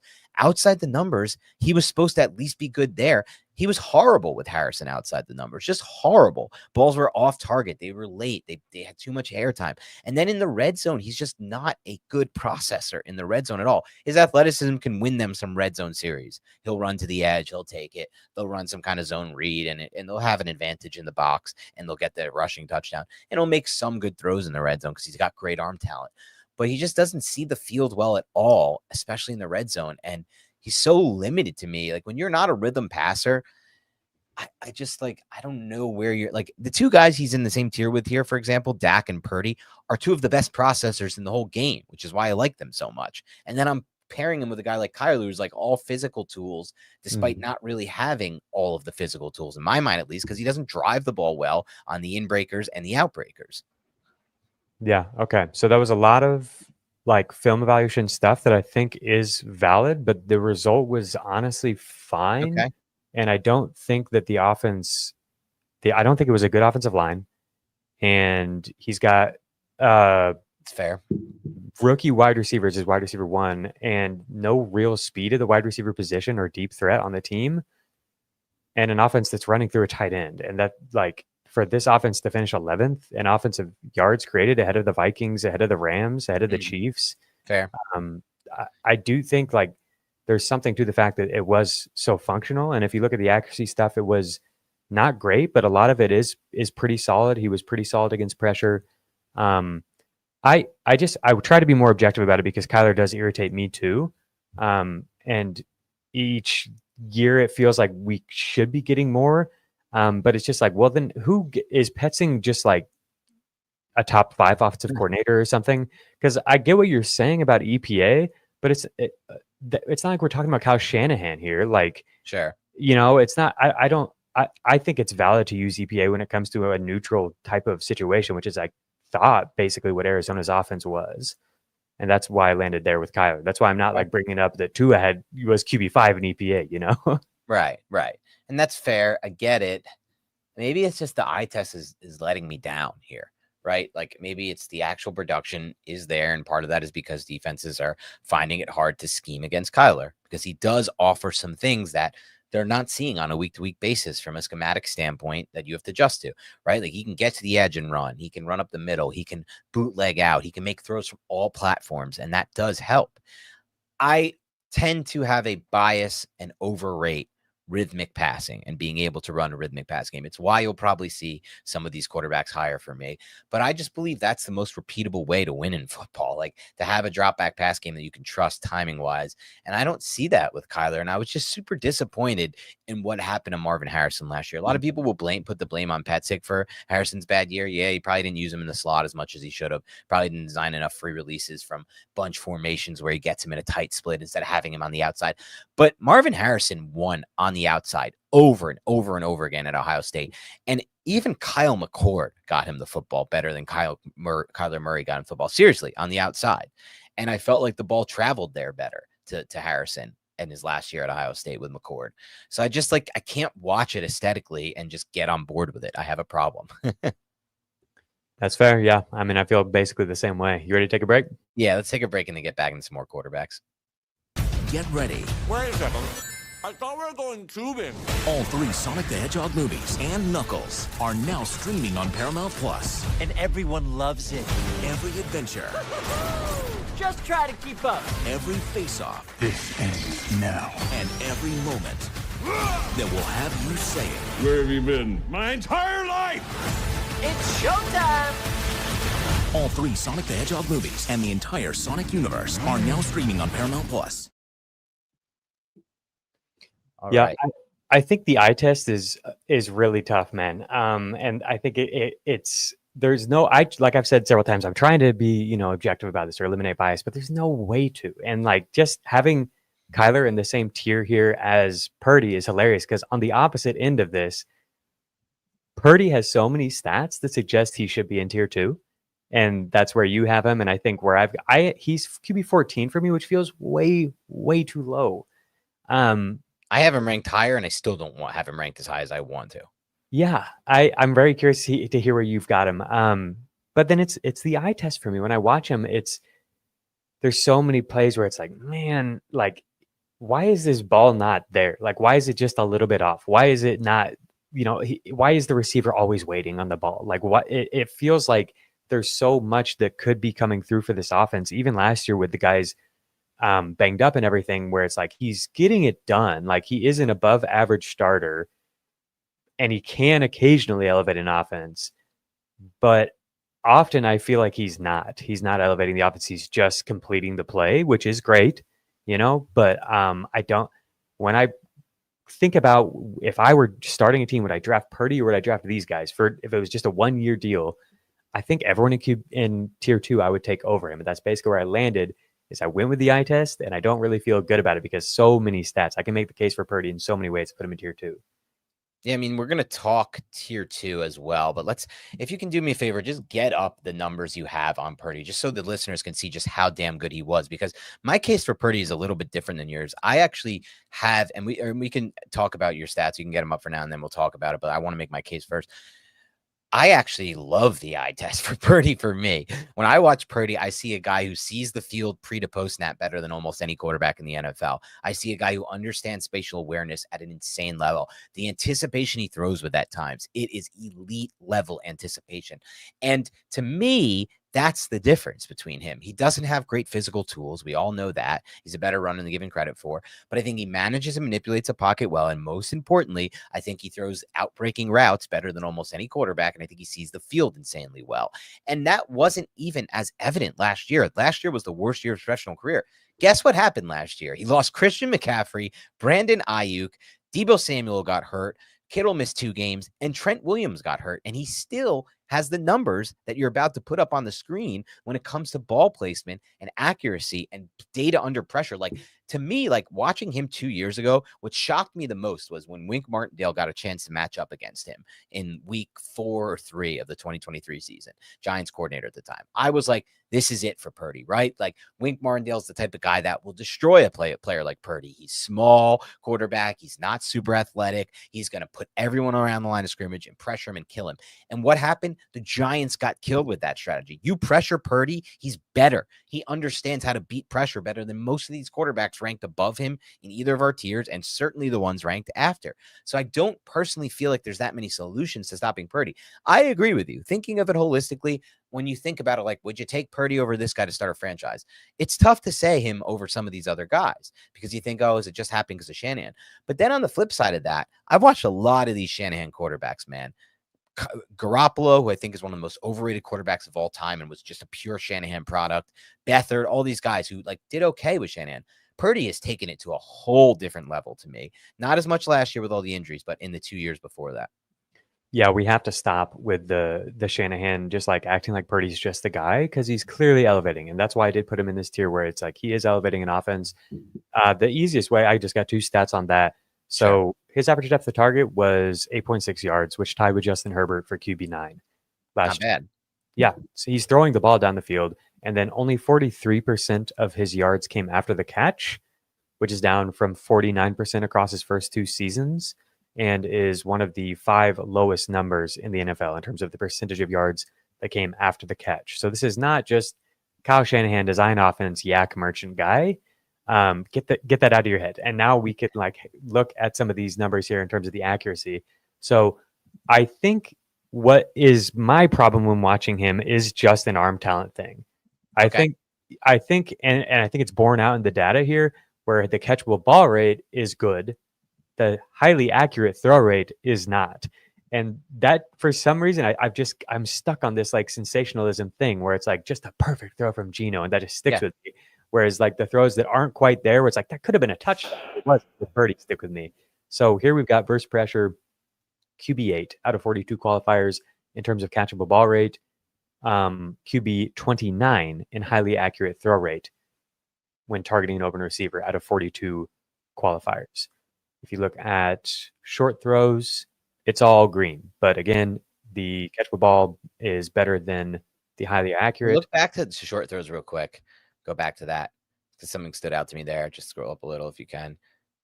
All green, despite percentage of throws targeting first read. That shows to me he's coming off the first read and he's understanding how to process defenses at a really high level. It was not just the Shanahan thing. Shanahan obviously helps him, of course, but like Purdy did so much on his own. Last year was the prove it year for Purdy, and he proved it. You have to put him at least as high as I did. Because, like, that's the thing. Like, the whole thing with the Shanahan offense under Garoppolo was it was the most simple thing I've ever seen. It was you hit your back foot off the play action and you're throwing to that first read. And most of the time, Shanahan would design it open. Everything would be phenomenal. But Purdy is taking it to a different level. Like, look at all these, again, 10 to 19, only QB 22 on percentage of first read throws. He's not just throwing to his first read like the typical Shanahan offense. He's taken this passing game to a level where he can process the field. Yeah, and this one right here is really interesting. There's so like every single thing is worth breaking down. So QB3 in total pass attempts targeting the intermediate area of the field here, but like you said, the percentage of first reads is low, and so that to me says that Purdy is finding people in this area of the field, even if the offense isn't always designing it to go there. And I did think that like man, the playmaking showed up so much. He and Jalen Hurts are two guys that like perpetually people don't believe in, but they just keep getting better. And I think this is kind of like the next evolution for Purdy is that he's able to, like you said, really process and read well and find things in this area of the field. But again, QB12 in catchable ball rate, off target rate, not that bad, QB12. But when it comes to highly accurate throws, QB34 out of 39 when targeting the intermediate area of the field.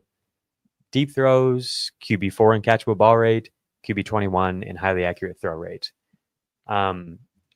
It was a really good season from Purdy. I think it's totally valid to push him into tier 2, but this is where I landed on him. Yeah, I think that's fair. All right. Did you have any Dak Prescott thoughts? I thought it was not nearly as good as the season before. He needed help. It was a small sample size, so I don't want to overreact to any of the accuracy data, but overall the accuracy data was pretty good. And I think George Pickens might really help him. I think he needed a second read. Jake Ferguson back healthy. I think things could be a lot better this year. We'll talk Prescott now. Obviously, he's not in this tier for me. Aaron just put it up. We're back to Jacob's tiers here, but he's a tier above. I am and will always be a Dak Prescott apologist, and I'll explain why. When I watch the tape of Prescott, to me, it's better tape than almost all the quarterbacks I watch. Why is that the case? Because I think Dak Prescott sees the field better than almost any quarterback in the entire NFL. I think he sees it better than Purdy, who I already think is top 5 or top 10 when it comes to post-snap spatial awareness and vision, pre to post-snap. Dak can process the entire field. He can work through full progressions. A lot of the time last year, there was nothing to get to. Like you said, there was no talent out there besides CeeDee Lamb. But with George Pickens in the mix, could we get back to that 1 year before the injury where Michael Gallup was a big time number 2 for them and then he got hurt? I think Pickens is even better than Gallup was that year. And I think that will bring out the best in him with Ferguson working the middle of the field. Dak Prescott has never had great arm talent. He's never had great mobility, but man, can he see a field well? Can he process it? Can he work through his progressions? And can he manipulate a pocket? And those are, to me, again, I've said it, I'll admit it, I will always have a bias towards quarterbacks who can keep the passing game on schedule, throw with timing and rhythm in the passing game, get it out with anticipation, understand space and where to get the football. Because I think that's how you win in the NFL. Yeah, there's flashy ways to win without it. And I think there's been players who have proven they can consistently win without it. But those are the outliers. I'm not chasing outliers. I'm going for what consistently works the most. And so for me, Dak Prescott will always be a player that I have ranked higher than consensus. Yeah, I think that's totally fair. Dak, I'd like to see the charts because I think they were pretty good even in a down year last year. They were good. Dak has been the litmus test for like, do you know ball or are you like kind of a hater when you know what I mean? Like mainstream media. And I think that's Purdy now. And maybe it will be this guy who we forgot to talk about that Dan is apparently a hater of, Sam Darnold. I do want to share some stats on Sam Darnold. So his EPA per dropback and success rate were better than Kirk Cousins in 22 and 23 with Minnesota. Prime Kirk Cousins with Minnesota was better. But the 2 years prior to that, Sam Darnold was better than Kirk. And then if I can share my screen real quick, Aaron, I've got fantasy points data pulled up and we're looking at secondary reads. So when a quarterback gets off of their first read and hits the secondary read, Sam Darnold had more of these attempts than any quarterback. And this is going to be a good segue here into Geno Smith, who we're about to talk about. So you can see over here, filters, secondary reads, QB1 in terms of total volume of attempts going to the secondary read, high ADA on those throws as well, and QB4 in catchable ball rate on these throws, which is like, to be doing that with such a high ADA is really impressive. And, you know, you see the rest of the guys on this list are really good quarterbacks. I was continually impressed with Sam Darnold. He struggled when attacking the intermediate area of the field, which is not ideal. And there were times where he struggles against pressure. He's I don't want to say we're all the way back to seeing ghosts and stuff like that, but we might get there this year. He's so jumpy sometimes. He gets so panicky. But like, man, the deep throwing blew me away. I know a lot of the like praise goes to Kevin O'Connell and rightfully so, but like Darnold made some incredible throws last year. and I just wanted to highlight him because we forgot to get back to him. I have him in tier 4. I believe it was tier 4, but I think you could push him into this range potentially with another good year. It's just he's got to prove it. All right, tier 2. You ready to roll? Geno Smith. You ready to talk about Geno? You've got him in tier 3. I've got him in tier 2. I think he's the only one from your tier 3 that we have not talked about yet. So I cheated and I broke my tier 2 up into 3 sub tiers, which will surprise no one. I mean, just look at the length of the labels of all of these tiers. I can't help myself. Geno is in the 2C tier here, along with CJ Stroud and Jordan Love. And these are elite talents who I want to believe in. I don't know if we can believe in them. They make throws that just make no sense sometimes. And they all, especially the first 2 here, Stroud and Geno, really had to deal with brutal situations last year. Jordan Love, I think, so his offensive line was better than the other 2, but I think more than any quarterback, if you go watch the Jordan Love film, it's infuriating how much his pass catchers are letting him down. Yep. He just showed up consistently. And that came into play a little bit with Geno too. But I think it was mostly the offensive design and the blocking for Geno. But we talked about him yesterday, so I don't want to spend too much time on Geno, but I will take us through the chart real quick. So versus pressure is where he was at his worst, but still QB 25 out of 42 qualifiers is not bad. Off target rate, not bad. And this is with a deep average depth of target. So his completion percentage over expectation looks good. What you'll notice is the turnover worthy throws. And that's what we've talked about with Geno is he forced things too much. I wonder if everybody feels comfortable and calm and this Chip Kelly, Pete Carroll system, and that's asking a lot of the offensive line. But if the run game is enough of a threat that Geno can just settle in and defenses can't key on the obvious passing attack like options with Brock Bowers and Jacoby Myers, that like he might just pick people apart. I really think so. We'll see. Like obviously people are going to try to put pressure on him and heat him up and make him make mistakes. But I feel like if he can settle into a role where he doesn't have to try to do everything so often, that it could access something completely different from him that we haven't seen. I don't know. I try not to be too bullish on Geno, but like when I watch him, he looks like one of the most talented throwers of the football that we've got right now. He's the guy who, more so than any quarterback in the entire NFL, the people who watch the film of him have a much higher opinion than the general fan or just overall fans and media have of him. I feel that way. You feel that way. My co-host Nick feels that way. You watch him and he's dropping dimes and he's making anticipation throws with highly accurate ball placement. And you're just like, why isn't this better? And it was better at times in Seattle. It just, last year, I felt like the offensive line let him down, as I've mentioned. The play calling let him down. So I'm kind of with you. Like, I could see myself being too low on Geno. Maybe he breaks back into tier 2 this year. Yeah, I definitely think he's going to surprise people. I mean, that offense, man, I think people are really sleeping on that offense. Yeah. It's truly like 2 of the most unique skill position player prospects that we've had in like 10, 15 years. On the same team. And 2 guys that can threaten defenses in completely different ways. And it's just like, how do you deal with it? Bad O-line, though. Bad O-line. Yeah. Yeah. I mean, I think it's totally realistic. It could just be an average O-line, and that's all it takes. Could be average. I shouldn't say definitely bad. Could be average. Definitely not a name brand average. I think Colton Miller is a good player. They have Kappa, who was good at one point. Parham. I do like Power Johnson. I will say that. They have 2 guys I really like on that line. Okay, I can say average. Yeah, I think that's realistic. So here we got intermediate area of the field for Geno Smith without pressure. So the pass attempt number is only 71 because there were so many pressures last year. I found a cool stat from PFF. They attribute like a percentage of the pressures that were the quarterback versus the offensive line, and Geno had the highest rate in the league in terms of pressures that were the offensive line's fault last year. I don't think he's doing a lot to get himself in trouble. Occasionally you'll see that. I think it was so much just him doing what he felt like he had to do. So really good accuracy here when attacking the middle area of the field, and really low first read target rate on these. I think he was improvising on a lot of these and finding guys in the middle of the field. And I think that could be really special here with Brock Bowers. And then the deep throwing, man, these graphs are so ugly. I'm sorry. QB3 in catchable ball rate when attacking the deep area of the field without pressure for Geno Smith. QB3. He's a stud. All right.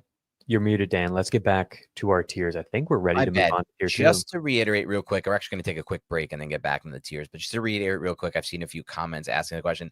These are our real life projection rankings, not fantasy football rankings. I just want to be very clear about that. I know this is a fantasy football show and it will mostly be fantasy football. We are in July 9th range and we are just want to have some fun and do quarterback rankings. So that's exactly what we're doing on the show. But we are going to take a quick break again, and then we're going to get back into some tier 2 quarterbacks. The crowd loves champions. Gladiator 2 is an epic spectacle. To amuse you is my only wish. The glory is yours, not mine. Very good. Gladiator 2, rated R. Now streaming on Paramount Plus. All right. Tier 2, baby. All right. Let's throw up maybe my tier 2 first. I have a massive tier 2, and I do want to say something about my tier 2. They're ranked in order of how I see these quarterbacks. If I had the luxury of doing a tier 2A, there would be some quarterbacks who are ranked above. Justin Herbert, for example, we'll get into him for sure. This is a controversial topic in the football world.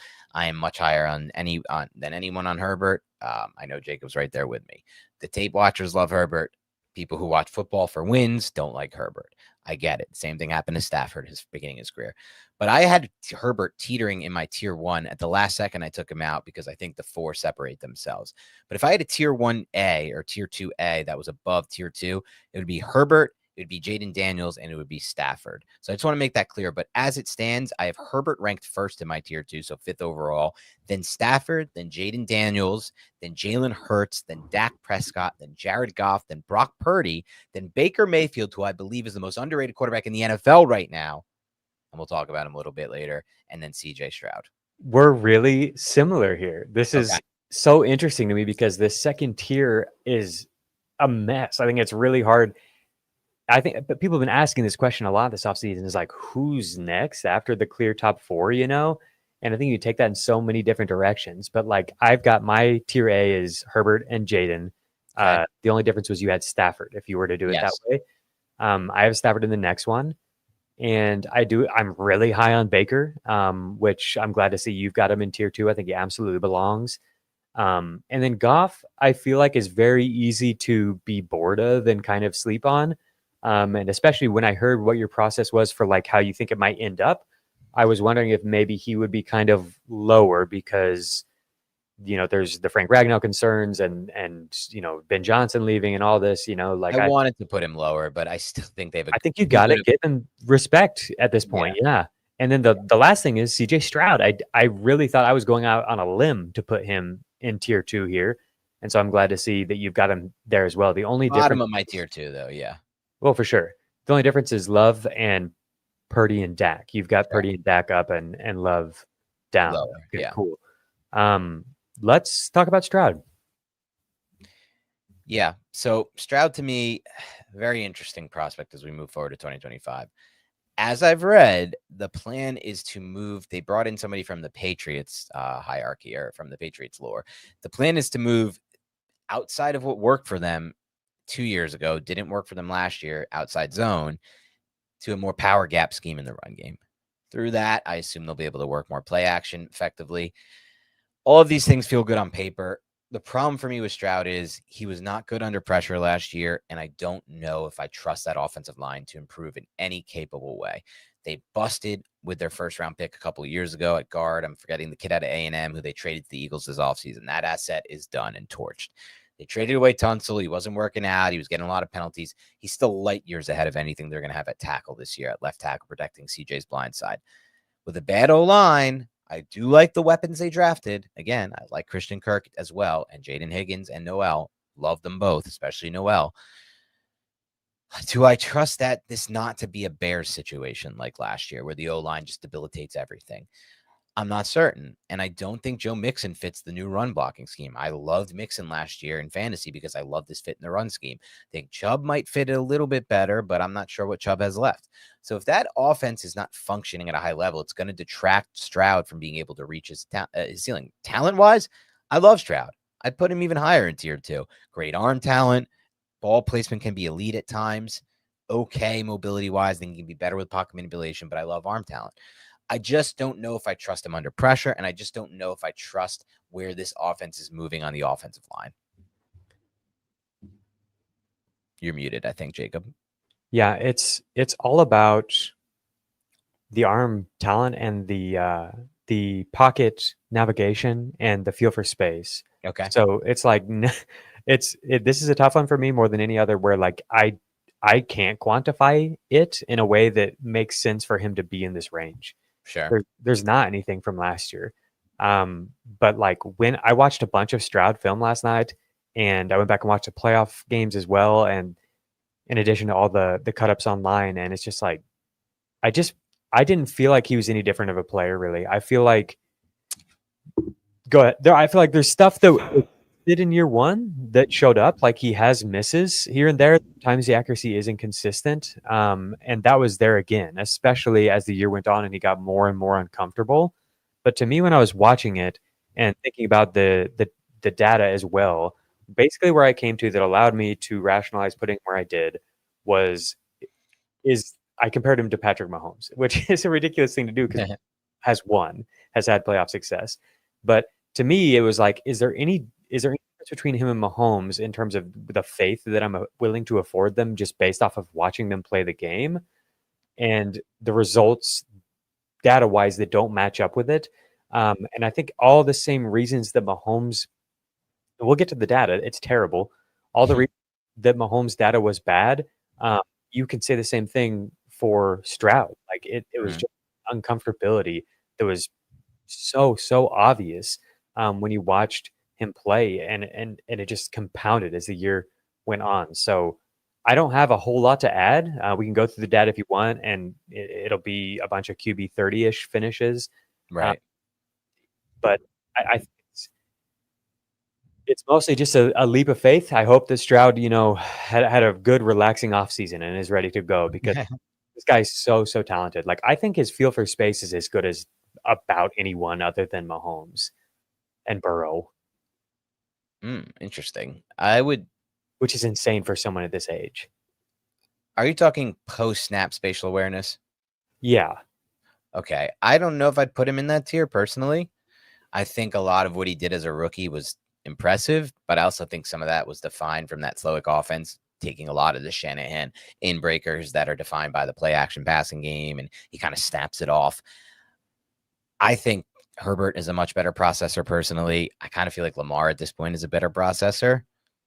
But I can get him, and I think Stafford definitely I was going to say Stafford. I would put Stafford ahead of him as well. I can get on board with him being in that next tier, though. He's certainly a better processor of space. Well, so for me, Dak and Purdy are definitely ahead of him in that regard. They're just not physically as gifted. I could get on board with putting him over just about anyone else. Obviously, for me, at least, Jalen Hurts. Baker's an interesting one. I can't wait to talk about him, but I can get on board with that kind of, and not Geno either. Geno is maybe better in that regard as well to me. Do you have any sort of optimism for the pass catchers here? I know that the line on paper is scary, but if we can get even just like the 22nd best offensive line performance, that's going to be so much better than it was last year. It's not like the line was good in Stroud's rookie season. The line was not good. Right. And the production was phenomenal. So Nico is legitimately like one of the hardest, if not the hardest guy to cover in the NFL. And I'm curious if we could get like a Jordan Addison kind of outcome for Jaden Higgins here, where like you just can't key on him because of wide receiver 1 and he gets like 8 or 10 touchdowns if the offense produces. I also really, really love Jalen Noel. And I think he fits really well with the ability to layer and just deliver these anticipatory deep throws. Yes. Are you fine with drafting some of these guys, even outside of Dynasty, like thinking about as we get into draft season here? Any Texans other than Nico? These are basically going to be all of my late round picks. When I go late round, I'm not taking like the Thielen types. I'm going, and even though the Thielen types work out sometime, I'm taking the high upside gambles on rookie or second year talent attached to quarterbacks that I believe in. That's where I think I find value. So to me, I will have a lot of Noel. The problem with Noel is, will he play a lot this year? Because Christian Kirk is there. That's the biggest issue for me with Noel. But I actually like Noel's tape considerably more than Higgins, and he's my kind of receiver way more than Higgins is, even though the Texans use more draft capital on Higgins and probably give him more opportunities. Yeah. All right. I'm just I wanted to think out loud about the offensive environment. Like, what do you think about Higgins versus Trey Harris or something like that? I think those two are really similar. I mean, I love Trey Harris. I think Trey Harris is one of the most underrated. I think he's this year's version of Terry McLaurin, a guy who does not have the physical jump out the roof trait, jump out the gym 40 time. But when you watch the tape, you're like, this is a great player. That was Terry McLaurin at Ohio State. And I love Justin Herbert. So I actually will take Harris over all of those guys, but Harris is going late too. So you can get him end of your drafts as well. Yeah, I think that's fair. I was just curious. You seem pretty nervous about the offensive environment. I think that's totally valid, but I do think it could be good if the offensive line is even just slightly below average. Completely agree with that take because of how good Stroud is. He can make up for a slightly below average O-line. He just can't make up for a horrific O-line like last year. Yeah, he was doing some hero stuff. Trying. When plays broke down. At the beginning of the year, he was. He really was. It was basically, when Tank Dell was healthy, like they were doing some crazy stuff, man. Yes. All right, let's talk about Jordan Love. I had him one spot below Stroud, but when you talk about pocket navigation, he's somebody that really stands out. His pressure to sack rate was better than anyone that wasn't named Josh Allen this past season. And so that is a really important trait for quarterbacks. The coaching is great. I was a little surprised to see you leave him out of tier 2. For me, it's like a consistency thing with Love. Of course. And it maybe is too much of an eye test thing. But when I watch Love, there are moments where I said this earlier in the pod, but I'll say it again. I see tier 2, maybe tier 1 type moments from him from an anticipation standpoint, how he sees the middle of the field. The arm talent is certainly there. The movement skills are there. But then there's other moments where he just so off target on some of his throws or just late on some of his throws. And I'm like, he's still learning. And partially, I think the problem was the offensive environment last year. I think they had injuries at receiver that really hurt him from a chemistry standpoint. I think the line took a little bit of a step back. But I just don't. For me, it's a consistency issue. Like I probably should have had him in tier 2. The more I think about it, and I think this was the one. Like I said earlier, like maybe Darnold will be the one I'm most regret ranking wise. Maybe this will be the one I most regret ranking wise. Jordan Love, but maybe I'm not thinking too much on the high end. Like I'm not giving enough credit to the high end moments with Love. I mean, the high moments are spectacular, and I think if some of it comes together this year, it could be really cool. I do like Golden as somebody who could unlock things for this offense. I'm having a hard time with Golden, man. I feel like I'm really curious what it looked like early in the season because I think he could be somebody who's like so many people have just written him off as a bust right away. Right. But when I watched him, and I don't want to give too much credence to eye test. The analytics are what they are as a collegiate player, but like when I watch him, like he reminds me of Vlad McConkey as a mover. There's not very many guys who move the way that he does. He's not. I think people think of him as like a small, deep threat because of the speed and the size. But it's like to me, it's all about the way that he moves in and out of cuts. It's so smooth and so fast. I think that he's just potentially going to be one of these players that defenses are terrified of, and I don't know if that's going to result in a huge productive season for him. Maybe it will, but at the very least, I think it's going to change the offense because he didn't have the catch point problems that all the other guys had. And so if he steps in and really threatens the offense right away, I wonder what that means for Jacobs. I wonder what that means for Jaden Reed and Love ultimately. I just think it's possible that he's going to be so much better than Dontavian Wicks, or some of these guys that they had out there last year.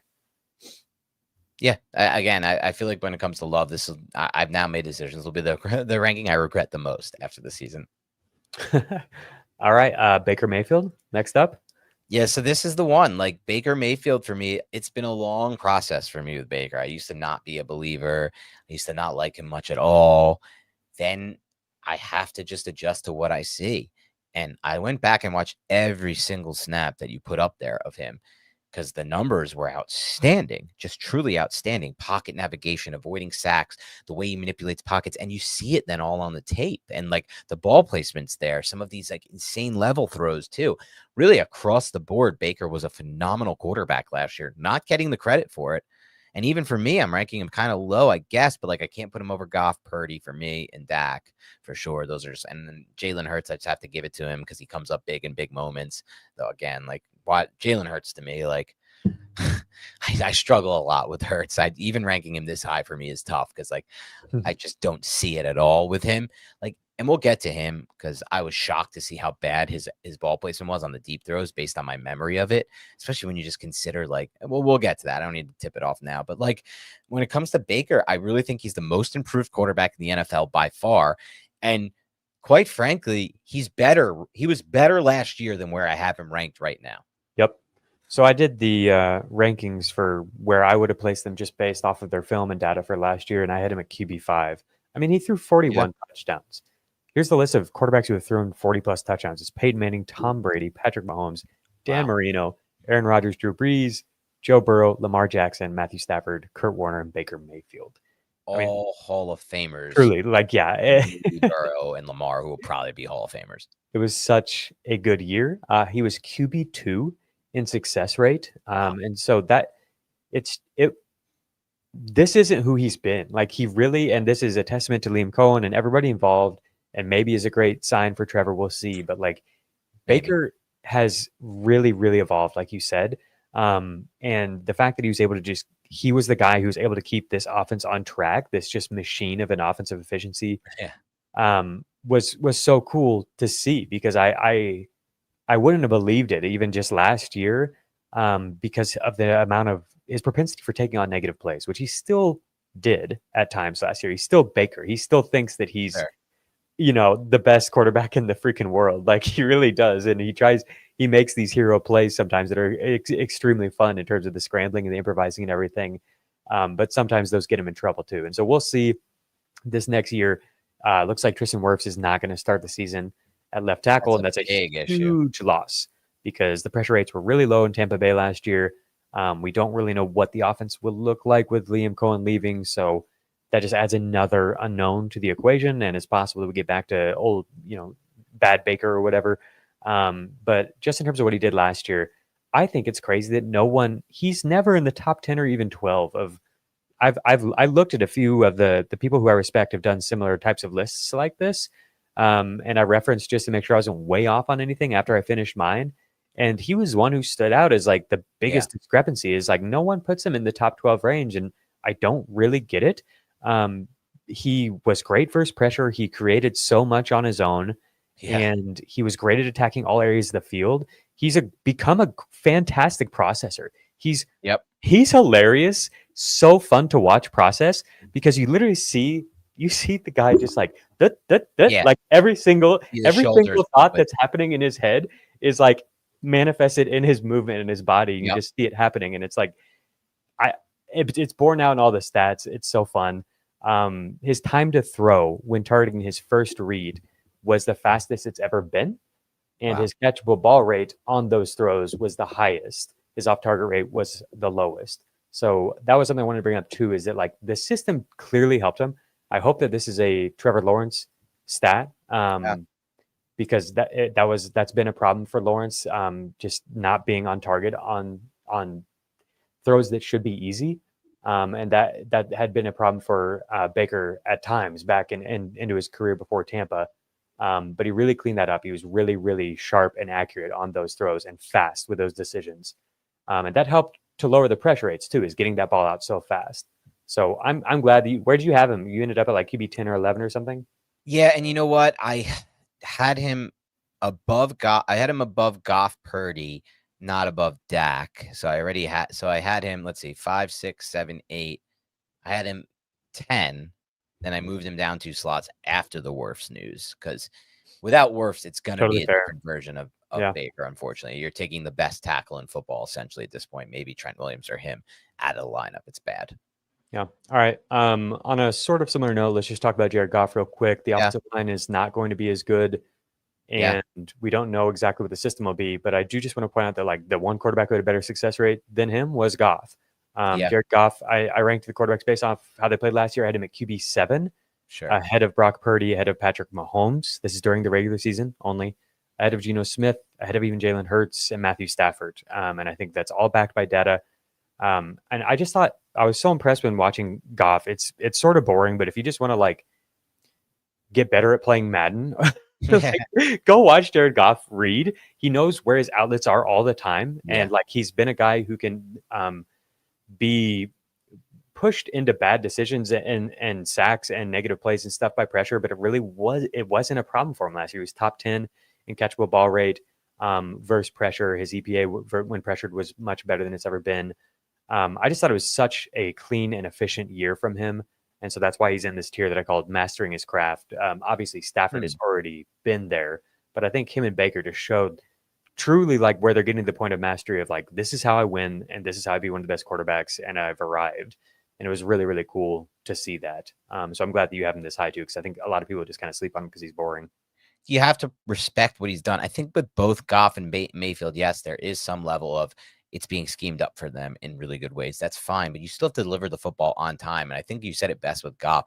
He's gotten so good at understanding the progression of all of the plays. I saw more on the tape that you put out there. I saw more examples of him hitting the backside of plays last year than I've seen at any point in his career, including time with the Rams. And one thing that's always surprised me about Goff is the perception that he has among fans. They believe that Goff is not a high arm talent player. You're wrong. If you watch him at Cal and you watch him in the NFL, he rips intermediate throws. Does he have the best deep arm? No. And you'll see that borne out by the stats, I'm sure. And I think I remember reading through those and seeing he wasn't as good on the vertical plane in the 20 plus, but he can really rip those intermediates. And that's been the basis of that entire Lions offense. It designed it around his skill set. And so I think the velocity, ball placement, timing, rhythm that he puts on those throws has really allowed the Lions. Like, yes, people are going to give credit to Ben Johnson. They should. He's scheming great. People are going to give credit to the O-line. They should, and some of these weapons. But none of it works without Goff's ability to understand the offense, the progression, the timing, the rhythm, and rip a lot of these throws that he rips. And so I just felt like watching him through tape, I had to give him the credit he deserves. You're muted. For sure. Sorry, I was in the middle of sharing my screen and I was muted, so it's just unfortunate into the timing there. That's okay. Yeah, Goff was QB3 in highly accurate throw rate when throwing deep without pressure. His catchable ball rate wasn't better than I thought, but he was precise. And so this is the intermediate passing chart. He was QB5 in pass attempts to the intermediate area of the field, and you see here a lot of green. And so with all of this, like if you think Goff is overrated in a product of the system, you've got to be targeting Caleb, I think, because it did feel. I've been really nerding out on tech and how it might be influencing the future of football. And so we're talking about GPS tracking, and there's just like some really cool studies done on like when the safety moves this way, that it implies this, probability wise that this might be this. And it's kind of like we're getting closer and closer to being able to like kind of predict or have answers to what, we're seeing, where like defenses just can't give tells, you know what I'm saying? It felt like Goff had the answers a lot of the time, where it's just like, okay, you're giving me this, then I'm going here, I know exactly what I'm doing. And maybe that's just him, but if a lot of that is coming from working with Ben Johnson, then that has me very, very excited for Caleb, because that's literally like so far removed, the opposite direction from where Caleb was last year, where he just felt not confident at all and had no idea what he was going to do on so many of these plays. Completely agree with you on that. You ready to break? Get back to tier 1? Yeah, let's take a quick break. Well, we do have to hit a couple more players in tier 2. But we'll take a quick break and then we'll get into a little bit of the end of tier 2 and then all our tier 1, which is going to be a fun conversation. Critics are buzzing about the new season of Yellow Jackets.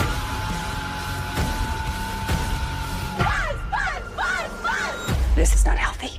Yellow Jackets' new season now streaming on the Paramount Plus with Showtime plan. All right. We still have to talk Jalen Hurts. That's a conversation that needs to be had. I'm not sure if we missed anyone else. And then we have to talk Justin Herbert from tier 2 as well. Yeah. And Stafford, we didn't go into detail on, but I think everybody knows with Stafford, I was just cracked up. I watched some of his last night because his charts don't look great, especially And versus his tape pressure. does. But his tape does, man, and I it's know. so funny some of the arm angles that he's taking on these I throws. had to rank him so high for me. Like, Yeah. look at how high I have him. As I said, I would have him, Jaden, and Herbert. We also have to talk a little Jaden, but I'd have him, Jaden, and Herbert in that 2A tier because it's the actual winning of the games and the big time moments, and he's unbelievable. Yeah. I do have some concern about his left tackle as well. We've got the blood. It's Lamar Jackson has this like blood clot concern, which is it was a problem for him in 2022 as well. We don't have clarity on if he's going to be able to play. And I think it's already kind of a fragile ecosystem there as everybody gets older and we get into the limelight here of his career. And if the line is a problem, it could be bad. I do think he belongs in tier 2, but I'm totally fine putting Hurts and Jaden Daniels and Herbert above him. On Jaden, let's have the Jaden discussion before Hurts. The Jaden Daniels stuff is hard to parse through. So like some of the accuracy stuff looks really bad. And again, I just want to, it's kind of like yesterday's podcast. We talked about Brock Bowers, how he didn't have the avoided tackle rate that we thought he would. And it's like, is that actually like maybe a sign that there's more upside? That's kind of where I'm at with Jaden is like, look at what he did, even though he wasn't super precise. And we saw him get more and more accurate and comfortable as the year went on. Sure. And so like, I just wanted to denote it with that because as we get into the charts, they're not going to look good. But I thought he was phenomenal in terms of diagnosis and not letting defenses rush him too much. He was QB2 in EPA per drop back against the blitz. Only Lamar Jackson was better. Can't blitz him. Yeah. And then like obviously the fourth down stuff was just a cheat code. 87% conversion rate for Washington on fourth downs. And so much of that was just Jaden. Like Cliff Kingsbury would just kind of run clear out space routes and let him either find it or like find the hole to run. And I just don't know what you do, man. Like he's a problem for defenses. So where are you at with Jaden while I pull up these charts? So I obviously have Jaden ranked incredibly high in my rankings. And for me, it's funny because he doesn't fit the mold of what I discussed a lot this episode, what I'm looking for. An amazing rhythmic passer who's on time and on target with great anticipation and ball placement at all times. On his wow moments as a thrower, he does all of that. But they're fewer and far in between than you expect. And you'll see it by the charts. But just like some of these other guys I have ranked high, Hurts, who I have ranked high compared to what he is as a rhythm thrower, Lamar, some of these other guys, even though Lamar's gotten a lot better at that. It's about how you, and Josh Allen's a great example of that. It's about how you defend them, right? Like you said, he was unbelievably calm, cool, poised, and collected, processing pockets for a rookie than you could have anyone could have expected. And he poses this insane threat for defenses on how you scheme to stop them, like you said, because you can create this space in the passing game. But then if you're not spying him actively and you have an athlete that can spy him, you can't beat him because he'll just run and he'll take the first down that way.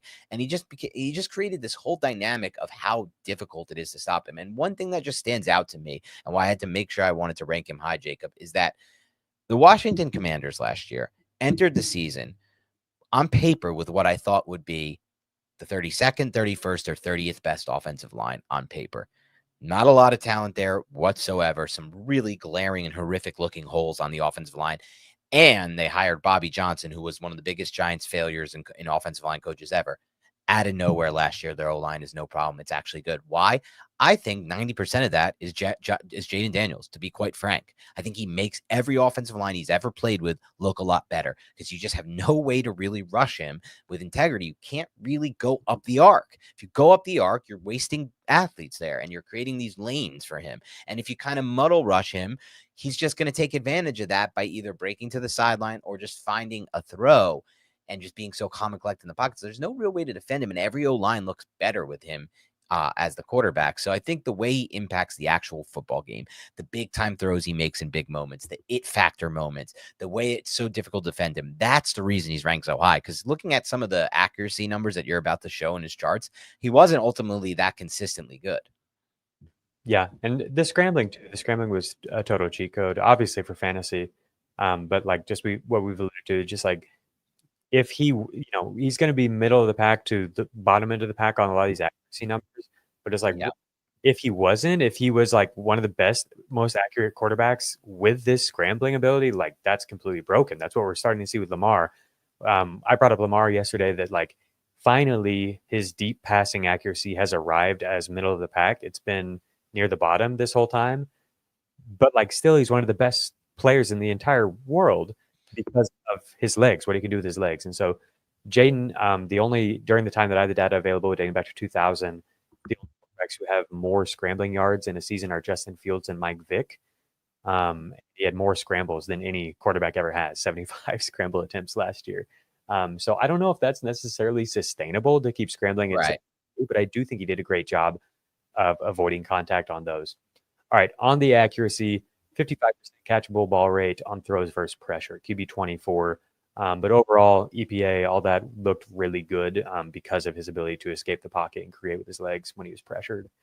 QB 21 on short passes in terms of catchable ball rate, but his highly accurate throw rate was not good. QB 32 on intermediate passing, it was actually pretty good. And I was happy to see this with a high volume of intermediate passes, 89 intermediate pass attempts without pressure, and he ranked as QB5 on catchable ball rate. So it's way too early to say, but like from a passing stylistic comparison, it's kind of the Lamar Jackson profile, right? If he can unlock this area of the field, that's where we've seen Lamar be so successful.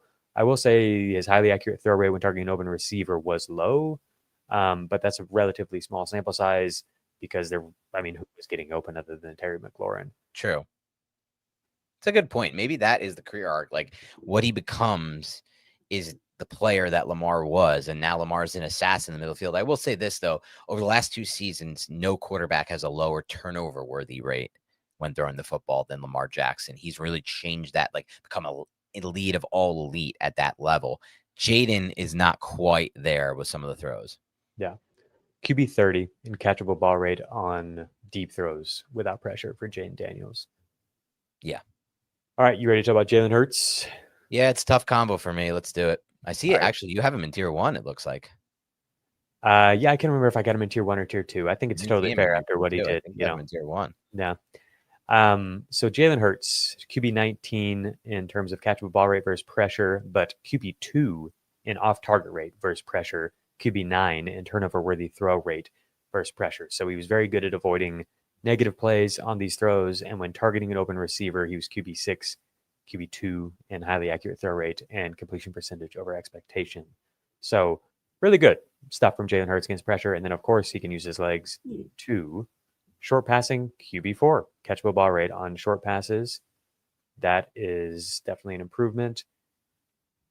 Intermediate passing, we've got a weird one here where the precision showed up on these highly accurate throws, right? But the overall catchable ball rate wasn't very high. That was something I feel like I noticed on his deep balls too. Same. Was when he had something often that was schemed open, although his first read rate is low here, but so many of these, it seemed like it was like designed to go to AJ Brown and he got him, and these receivers are getting wide open because people are so worried about Saquon and Jalen Hurts running.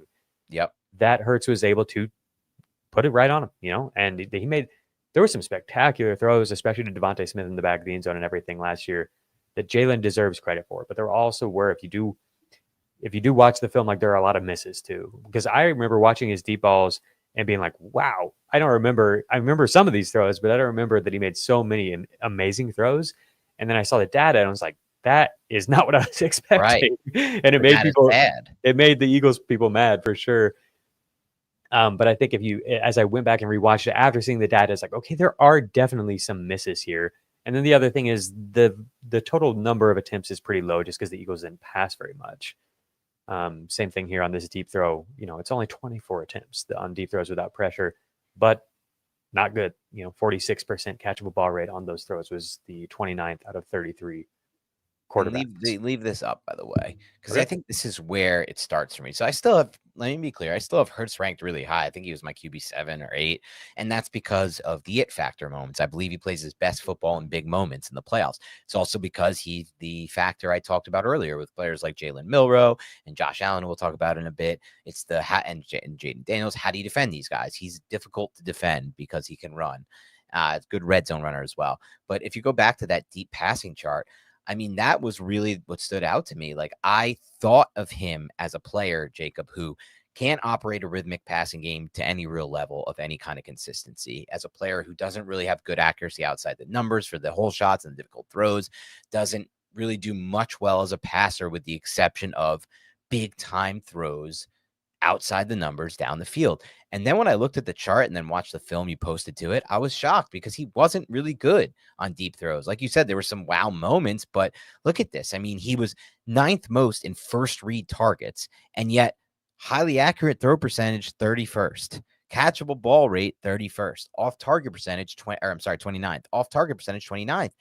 And this is all with the context, dude, of, and you could see it in the tape, most of these are one-on-one situations on the outside, isolated X or Z situations where, like, the entire defense is trying to stop Saquon Barkley, and he just has this one-on-one on the outside, and he's still missing some of these. And this chart shows he's missing a lot of these. It's just not what I expected to see, and it's just not aesthetically pleasing. I have a tough time with Hurts because what I know about Hurts is, again, he's amazing in these big-time moments. He won a Super Bowl, almost won a second Super Bowl. Should have, based on his own individual play, won a second Super Bowl, but Mahomes was just better that day. But Hurts was amazing in that first game they lost. Can run the football, is a red zone threat, but also has the single best offensive line in the NFL and the single most consistent offensive line in the NFL, the best offensive line coach, the best running back and run game in the NFL, and 2 elite receivers on the outside that are getting these one-on-one situations. It's hard for me when I think of should he be in my elite tier to think of it like this.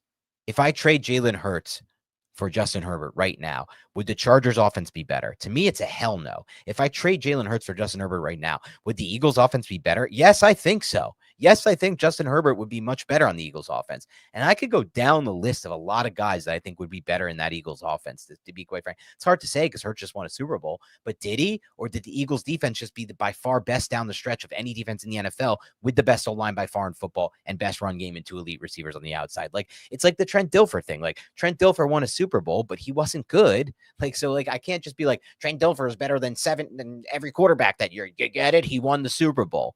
Right? Like, it just bothers me. It's like, it's a hard one for me. And like, I believe that it's not like the team won the Super Bowl for Hurts, but they did a lot, dude. The defense was unreal. It was the best in football down the stretch run with the best O-line, best run game, and 2 elite receivers. So it's like, it's just a hard one for me, dude. Like, I'm fine slotting him in where I had.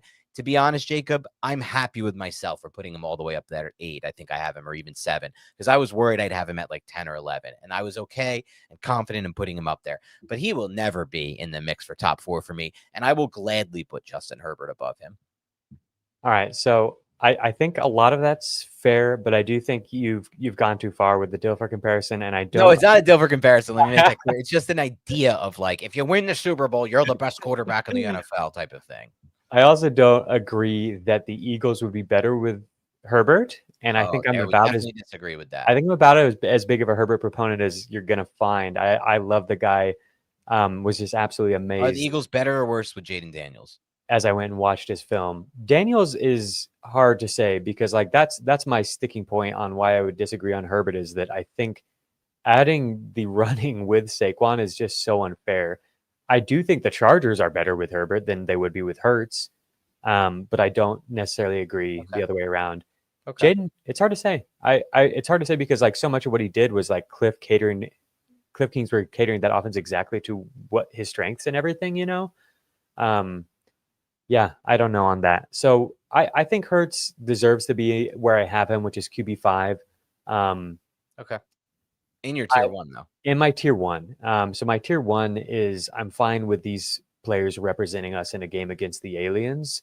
I don't know. You've probably heard like Ian Hartitz on Twitter, like who are you taking? It's Derrick Henry, you know, against the aliens. Who are you taking? Like as your reference or whatever? Yeah, exactly. I'm taking these guys, and it's you've called it the it factor. I think that's why I've got him above Herbert and Daniels. But when it comes to like how they played last year, I've got Hurts at QB 11. I've got Jaden Daniels at QB 6. Okay. I've got Herbert at QB 4 during the regular season. So I think a lot of what you're saying is totally fair. He was top 10 in a lot of metrics, efficiency metrics, passing metrics. last year, which is an improvement for Hurts. So I definitely think I've been really surprised to see how many people are leaving them Hurts off of their top 10 lists. And I think he deserves to be in this top 5, top 8 range. I think that's fair. Again, like I said, there's an it factor there. There's a big time moment factor. He makes big time throws in big moments. He's a great leader. All these things are true.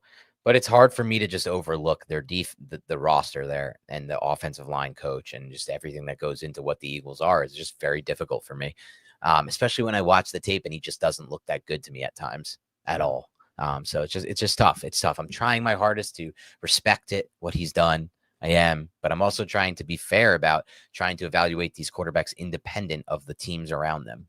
Yeah, for sure. All right, so we've got about 5 quarterbacks left. Hurts is my QB5. Dan, Okay. you have Stafford at 5 or Herbert at 5? Oh, Herbert for sure. I almost had Herbert in tier 1. He's my clear tier QB5, and I almost had him in tier 1. Right. Okay. Yeah. I was toying around with the idea of putting him in that tier as well. Like I just said, I have him at QB5 for the 2024 regular season, and I think he deserves that. I'll take you guys through the charts. The only quarterback who I watched and felt more let down by the pass catchers was Jordan Love. Maybe Herbert, you mean? Yes, maybe Okay. Bryce Young. Herbert had Ladd McConkey, but it was like just that. Yeah. Outside of that, it was so bad. There were so many plays. If you go through and watch these cut-ups, there's so many plays that he makes where it's like, that's insane. And it just goes right through somebody's hands. Only 44% of his yards were yards after the catch. That was the 6th lowest in the league. There's just so many stats that show that he didn't get the help that he needed. And I think this offense could be so good if the guys that the Chargers brought in pan out, because they invested a lot in the offense this summer. The other thing I wanted to point out with Herbert before getting to his charts is he was QB 12 in EPA per dropback, but QB 24 in success rate. And that's atypical for Herbert. He, with the earlier regime, had become this guy who was not throwing deep, and that frustrated people because he so obviously has the talent to do that. But he just wasn't really. It didn't seem like the offense was designed that way. It's like, who are you even going to throw deep to? I guess Mike Williams, but like Keenan Allen, like you don't really have the personnel for it. That changed last year, and still he really didn't have the personnel for it other than Ladd, but he was creating explosive plays. He had a career high explosive dropback rate. His ADOT was up in the top 10.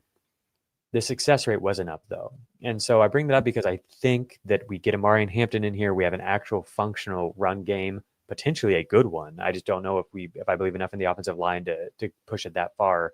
But it was one of the worst last year in terms of success rate. If that gets better, and then the pass catchers get better, where I think so many of these plays that weren't successes were because of just little miscues where it's like dropping key first down potential conversions.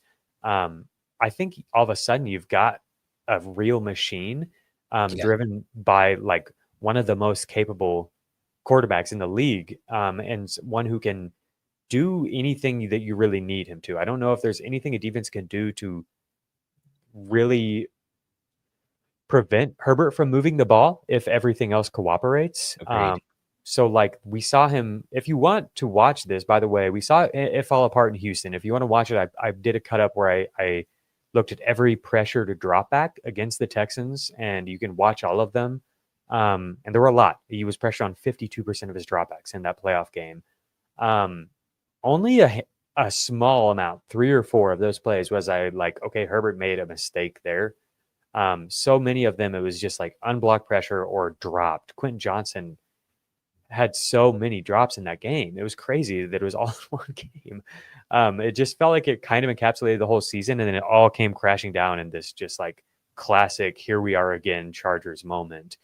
But man, the data for the regular season was so good, and I'm telling you, the film is even better. QB5 in terms of catchable ball rate versus pressure. QB 13 in catchable ball rate versus on short throws. So I'm realizing now that I lied at the top of this podcast 2.5 hours ago. I said 3 quarterbacks were top 12. He was actually QB 13. So only Brock Purdy and Joe Burrow were top 12 in all of these. I'm sorry. QB8 in catchable ball rate, attacking the intermediate area of the field, and he was QB2 in total pass attempts that went to that area. QB33 in first three target rate. So we brought this up several times when we noticed this. I think that's impactful. He's attacking this area a lot and effectively, and it's often the process that is leading him there is like reading and getting through his progressions and then finding somebody open in this area of the field, because it's hard to cover this area of the field for a long time. And then the deep passing was also really good. Okay, QB 18 catchable ball rate, QB 7 highly accurate throw rate when targeting an open receiver on these deep balls. Great stuff from Herbert. I'm really excited for Trey Harris. Like you mentioned, I even like some of their later round guys. I think this offense could be really, really good. I think the play action game is going to, he's the best play action passer in the NFL. Highly accurate throw rate on play action passes. QB2 last year, QB1 the year before, QB1 the year before. The only QB who was higher last year was Tua, and his average depth of target was 6 yards. Herbert's was almost 9 yards. So basically, he was QB1 all 3 years. And highly accurate throw rate on play action passes. Obviously, that's the Greg Roman offense. Ladd McConkey was the most productive fantasy receiver on play action passes last year. And now you add a Marion Hampton to that. Like, it could get really, really cool this year, I think.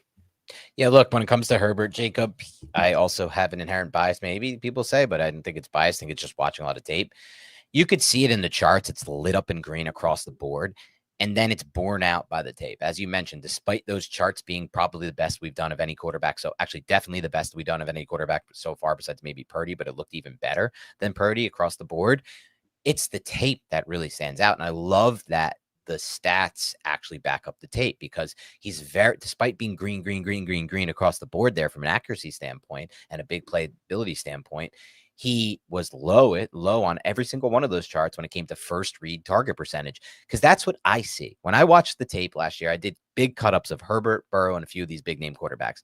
There was no one who actually played the quarterback position better than Herbert besides Joe Burrow. And what I mean by that is, and Jim Harbaugh has talked about this, drop back, who's processing the field in that intermediate, in that deep range better than Herbert? It's just Joe Burrow. And I would watch constantly him get to the backside dig. Do you know how hard it is to throw that backside dig, Jacob? You have to have such a great awareness of where every receiver is within that round. What I mean by the backside dig is this: you're a quarterback, you drop back, you're looking to the play side. Every quarterback reads the play side first. That's where the play is designed to go, and their helmet will go that way. But on the backside of a play, usually there's a combination of routes, and sometimes it's a dig route. That's just basically a deep in cut.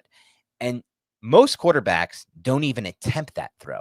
I can count on my hand over a 6-year time span, Jacob, how many times Daniel Jones even attempted a backside dig, because it's a really difficult throw to make. Not only is it a difficult throw to complete, even if you were staring down the receiver, but it's difficult because it's on the backside of the play, and you have to be looking to the play side and snap your shoulder back that way and understand the timing and drill the ball in there. And he hit backside digs more than any. And I've brought this up before in a debate of Herbert versus Hurts on Twitter. People are like, you're going to go that? You just care about a backside dig? It's the idea that he's just having such a good understanding of the timing and rhythm of the offense. Yeah. But I would also watch him use Quinton Johnson. Remember that beginning of the season part where Quinton Johnson became a waiver wire pickup, Jacob, because he's scored 6 or 7 touchdowns. It was simply just they were running Quinton Johnson on rail routes. So that's the backside of a play. So he's got, again, looking to the play side, and on the backside, they would just have a rail route instead of the backside dig. I'm talking about, it was just simply a route that's kind of like a out and up type of thing. You're running kind of out and then up on the rail, which is the outside of, that sideline of that backside. And it would just be no one's paying attention to Quinton Johnson on the rail route because Herbert's looking to the play side, and he just snap back and rip a ball to the rail route, and Johnson would just be there, and he'd hit the timing perfectly and the ball placement perfectly, and it would be a touchdown to Quinton Johnson. He's using these terrible receivers, and he's finding ways to make big plays out of them. The film is unbelievable when it comes to Justin Herbert. It's backed up by the data. To me, independently, he's clearly better than anyone I had ranked in my tier 2, clearly better than Jalen Hurts, who's in debate with him, clearly better than Jaden Daniels in all these ways. He just hasn't won in the playoffs, and because of that, and he's had some bad turnovers in the playoffs. And because of that, people are just always going to say what they want about him and always going to discredit him. The same crap happened with Matthew Stafford for all his Lions years. Then what happens? Matthew Stafford gets some better team contacts with the Rams. He wins the Super Bowl. And just like that, those people have flipped their own narratives about these players. So I just can't, I struggle with these QB wins arguments. And I say that as somebody who is a big fan of Eli Manning. And it's a funny thing to say based on that, but it's a reality of my situation dealing with evaluating quarterbacks. I'm just never going to be the guy who's like, well, he won the Super Bowl and he had the turnover in the playoffs, so he sucks and he's great. It's like, no, I'm watching the tape. I'm seeing who's actually playing the position better, and very few are playing it as good as Justin Herbert. Yeah, I've got one more screen share before we go to break here and get to our big four on Justin Herbert. So I've showed this chart already. I want to show specifically this area of the chart on the bottom right. Okay. You see Kyler Murray all the way over here. This is players who had a higher time to pressure when not moved off of the apex of their drop back relative to when moved. So intuitively, it's like going to be guys who can't move, like, or refuse to move, like Will Sure. Levis, but more people like Stafford or Russell Wilson or whatever, where like they're standing in the pocket a little bit longer on these plays when not moved, just because that's how they play the position. And then Kyler is kind of in this Caleb Williams tier where I think maybe they sometimes get themselves into trouble by running and trying to extend plays when they didn't really need to. Herbert doesn't. I thought he was just a weird placement for him, but I think what you just talked about with the ability to find the backside open receivers on these plays is really unique, and I think this chart is just like kind of another way to illustrate that. And I think that could be really big for Trey Harris this year if you're like in best ball drafts or whatever. Like I doubt he's going to be somebody who's getting a lot of first read targets, but he could be somebody who gets a lot of big plays and touchdowns. He's got the goods. Trey Harris is a monster. So rostered for me. I'm worried about letting it out this early. It is what it is, though. We have a Beyond the Box Score show now. All my league is going to just crush me these days. All my picks are going to be out there, but it's part of the business. And Trey Harris is just a guy that I will be targeting and rostering more than probably any other player. Wow. Yeah, I just feel that way because of the Herbert context and because of what you just said. Like all those backside routes for Quentin Johnson are probably just going to all go to Trey Harris. Yeah, he's awesome. All right, let's wrap it up. We're almost done here. 3 hours. Yeah, let's take a quick break, and then we're going to get in. This has gone longer than even we expected. We're going to get into our final big four quarterbacks. This and I is think exactly what I expected. I expected 2 hours. I didn't expect 3. We're going to take one more break, and then we're going to get into our big four quarterbacks. The most original musical ever is now streaming on Paramount Plus. I'm just giving the people what they want. Better Man absolutely sizzles from start to finish. Better Man, now streaming on Paramount Plus. All right. It's time to talk the big four quarterbacks. And this one's interesting to me. And you look, you had Hurts in that tier, but I think you had the 4 above Hurts. And I had trouble ranking these 4. I think they're all so far above the rest of these quarterbacks, besides maybe Herbert, for me at least. Joe Burrow, Lamar Jackson, Patrick Mahomes, and Josh Allen. I originally ranked this as Lamar, Burrow, Mahomes, Allen. Then I flipped last minute.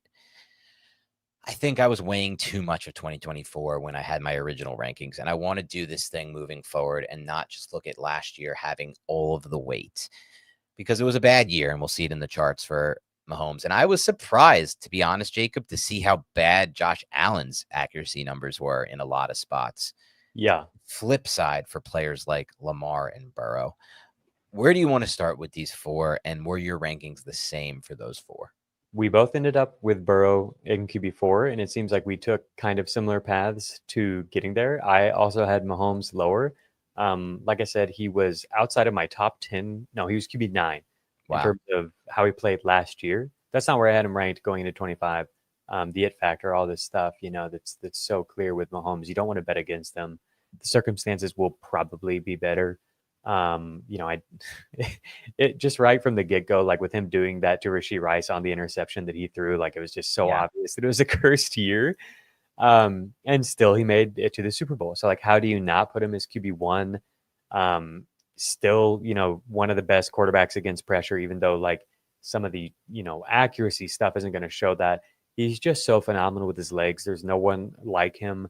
When it comes to being able to maneuver around the pocket, and the chart that we showed earlier alludes to that. I feel like we've kind of, maybe this is just my Chiefs fandom and like everything's about Patrick Mahomes in my life, but like it feels like a lot of these discussions we've kind of just been like, and there's Mahomes. He's, even though it was a bad year, he's still like in this range, or we measure things relative to him. we both ended up with him at QB1, and maybe we're cowards. My Scott Barrett from Fantasy Points Data will call him a screen merchant and all that, and I think that's fair. Only Tua Tagovailoa had a higher percentage of his yards coming after the catch than Mahomes last year. Andy Reid is so good at his job, and helped Mahomes out a lot.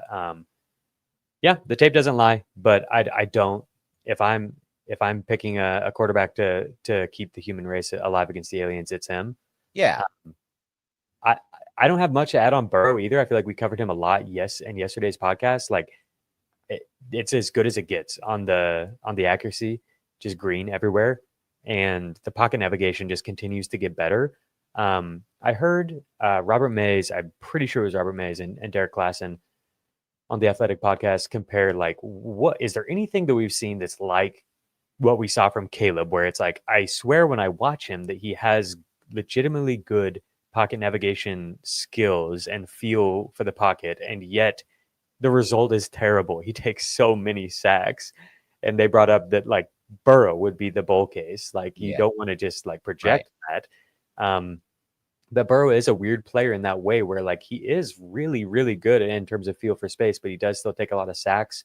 But that continues to get better. But like, man, it's truly potentially the worst offensive line in the NFL last year in terms of pass protection. He took more quarterback hits than anyone, and it wasn't even close. But still, like, he was able to put up the season that he did statistically. I guess the reason that I don't have him higher is because like the other guys can do more, with their legs and with their pocket navigation. Like it's just a different level that they can access. And that's kind of where I'm at with him. The Josh Allen conversation is a really interesting one, and I'm curious to hear you start that because you do have him higher than me. Yeah, so let me start with Mahomes because we and touch on that.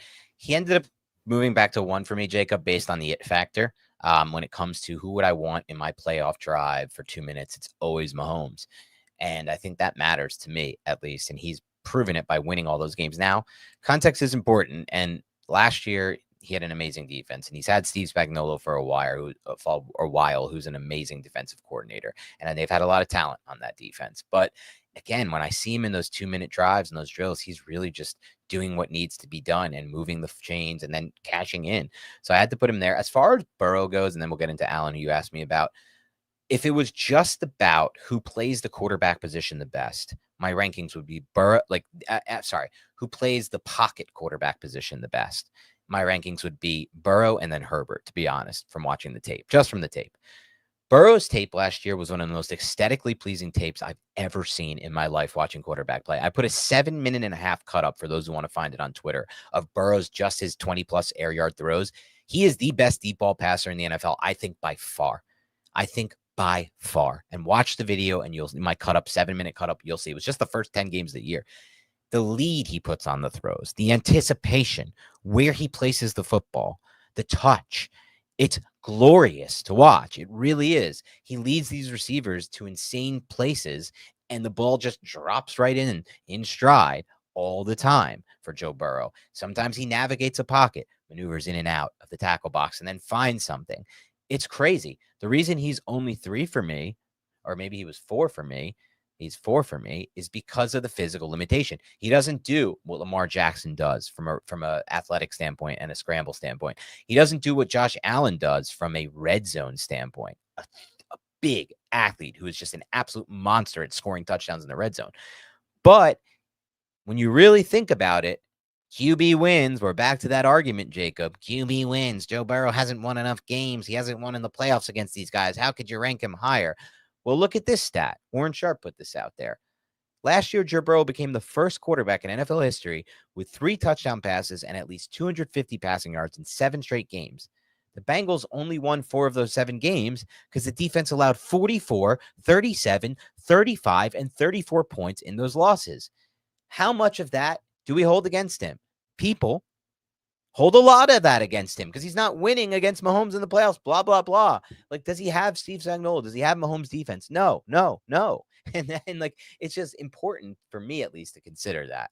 Come on, people. We're going beyond the box score here. Come on. You don't talk about QB wins. There's too much QB wins talk in this world. And bask in the glory of Joe Burrow's deep balls. Yeah. and bask in the glory of the intermediate level. He just plays the position better than any of these quarterbacks in the pocket. But again, he doesn't have the red zone prowess, and I respect that from Allen. And he doesn't have, like you said with Allen, that ability to just avoid sacks at an insane level and take away these negative drive-killing sacks. And then Lamar is a whole different level. Lamar has eliminated his turnovers. We'll talk about Lamar in a moment. As far as your question about Allen goes, for me, when it comes to Allen, quite frankly, he's not playing the position that well anymore, it seems like, right? Like, look at these charts. His accuracy is bad. His accuracy under pressure is bad. His deep ball. But at the same time, Josh Allen is an absolute threat to score on any level. Listen to this stat. This is also from Warren Sharp. I thought this was really cool. He's the only quarterback to throw touchdowns on at least 5% of his pass attempts for 5 straight seasons. He also leads the NFL in total touchdowns over those 5 years, 48 rushing touchdowns in 5 seasons. He's an absolute threat to score in any goal-to-goal situations. And so much of what means winning and losing in the NFL, Jacob, to me is, can you convert your red zone trips to touchdowns, or are you settling for too many field goals? And Josh Allen is the reason why the Bills convert a lot of those to touchdowns. And so I have to respect that. I really do. And team context-wise, he doesn't have a bad defense like Burrow, but he hasn't had great pass catchers over the last few years. So for me, for Allen, it just comes down to he's so difficult to scheme against. Do you respect that for Jalen Hurts? No, because I think that part of why Allen is so difficult to scheme against is because he can rip intermediate throws off his back. I mean, when he gets to the red zone. Oh, in the red zone, yes, I do. That's why I have Hurts all the way up at 8. Yeah. Sorry, just being a bit facetious. I think the 3-hour is wearing on me. It's been long. It's been a wildly long streak. I don't even know I had the stamina to do this. 51% catchable ball rate on throws versus pressure for Josh Allen. Bad. It is not great. I do though, like, I guess I want to bring it back to kind of the Jaden Daniels comparison here, like the point about him like being so dangerous with his legs that it's not the end of the world if he's a bit inaccurate. Like, I think Allen was always sort of inaccurate, and he had some really surprisingly good seasons there where he developed insanely quickly, and maybe we're just kind of regressing back a little bit because that is just natural. The other thing I would bring up here is his average depth of target on these throws is almost 15 yards, which is insane for such a large sample size. So I think that's all relevant. He still overall was really good against pressure because of his ability to use his legs. But yeah, as you look through the accuracy here, it just shows up a lot. And it's, if you watch the film too, like it's pretty evident and frustrating at times. If you're like a Dalton Kincaid person or whatever, like there were a lot of misses last year. Yeah. And it wouldn't surprise me if some of those turn around and back into Josh Allen's favor this upcoming season. Agreed on that, by the way. Let me make it clear. I don't think, sorry, go ahead. I don't want to cut you off. He's dead last in the percentage of first read targets on short throws. And I just thought that was strange. You think that's just that he's escapes the pocket and runs? Yeah. I think it's what you said earlier. He just tries to, he can turn plays into pressures, but then escape them and not take sack. Yeah. And this doesn't surprise me, this chart, the 10 to 19, right? The intermediate level, the level we talk about being most important. Number 2, and in highly accurate throw percentage when targeting an open receiver and highly accurate throw percentage, he makes these wow type throws, but also then his catchable ball rate and off target percentage is bad, 32 and 31. Like, he has these misses sometimes. And that's like, look, Josh Allen, he could never completed 60% of his passes at Wyoming. He's obviously improved accuracy wise by a crazy margin by working on his mechanics, but he'll never be the most accurate thrower in the NFL. But I will say this, and why I have him at QB2 is not just because he's difficult to defend and really makes these wow plays. I personally do not respect and believe that this Joe Brady offense is a good offense for Josh Allen. It's working for them, whatever. They're sticking with it. But I think it takes away a lot of what he does best. When he was with Brian Dable, he would just drop back and gun, Jacob, hang on his back foot and rip intermediate and vertical throws, and he'd make a lot of wow plays in the passing game. Now it's like under center a lot, or just run base, play action, move him out, get him on a bootleg, throw these these 10 to 13 yards to Kincaid. It's not conducive to what he does best as a passer, in my opinion. Yeah, that's fair. I also don't think they're getting people open very much in this. That's a problem too. I looked up, he was QB 20 in turnover worthy throw rate to the intermediate area. Okay. on these throws. And then here's his deep throw accuracy was the worst, I think, of any of the ranges for Josh Allen last year. And this has kind of been a problem for him along the whole way. And during his career, like it's been a thing for Lamar as well. Throwing deep is really not easy. And a lot of these throws, it's just off, like it's not, he can make the throw, I think, but you're just kind of just pulling the slot. And it's like a lot of these outcomes aren't going to be good. And, he obviously has been somebody who turns the ball over a lot on these deep throws too, where he's just kind of arm punting. I don't want to take anything away from him just because he's like being aggressive and pushing the ball down the field on these throws. Like, if Josh Allen was like anywhere even close to as accurate as some of these other guys that we've been talking about, then he would be the best quarterback of all time. Yeah, I agree with that. That's fair to say. And again, he's still my QB2. And I want to end this conversation. We'll wrap up hopefully under 3 hours. We'll see. If it goes 3, it goes 3. If I die, I die. What's that from? Are you quoting about Drago? I think so. What is the actual quote? If he dies, he dies. If he dies, he dies. If he dies, he dies. If I die, I die. If he dies, he dies. Lamar Jackson. Originally, when I did my rankings, Jacob, I had Lamar 1. Yeah. Really. And then I said, all right, let me factor it with Mahomes and Josh Allen. But Lamar hasn't won playoffs. I have to accept this. But Lamar has just evolved into this dangerous, impossible to defend quarterback. He, like I said earlier, has the lowest turnover rate of all quarterbacks over the last few years. Consider that for a second, listeners. Lamar is this guy that's not a great passer. Maybe some of you know him as in your mind, or he's going to throw some turnovers and some weird interceptions. No, he's not anymore. He's the least. He is dominant now in this intermediate level. He's not great on the vertical plane. That's Wayne's at times.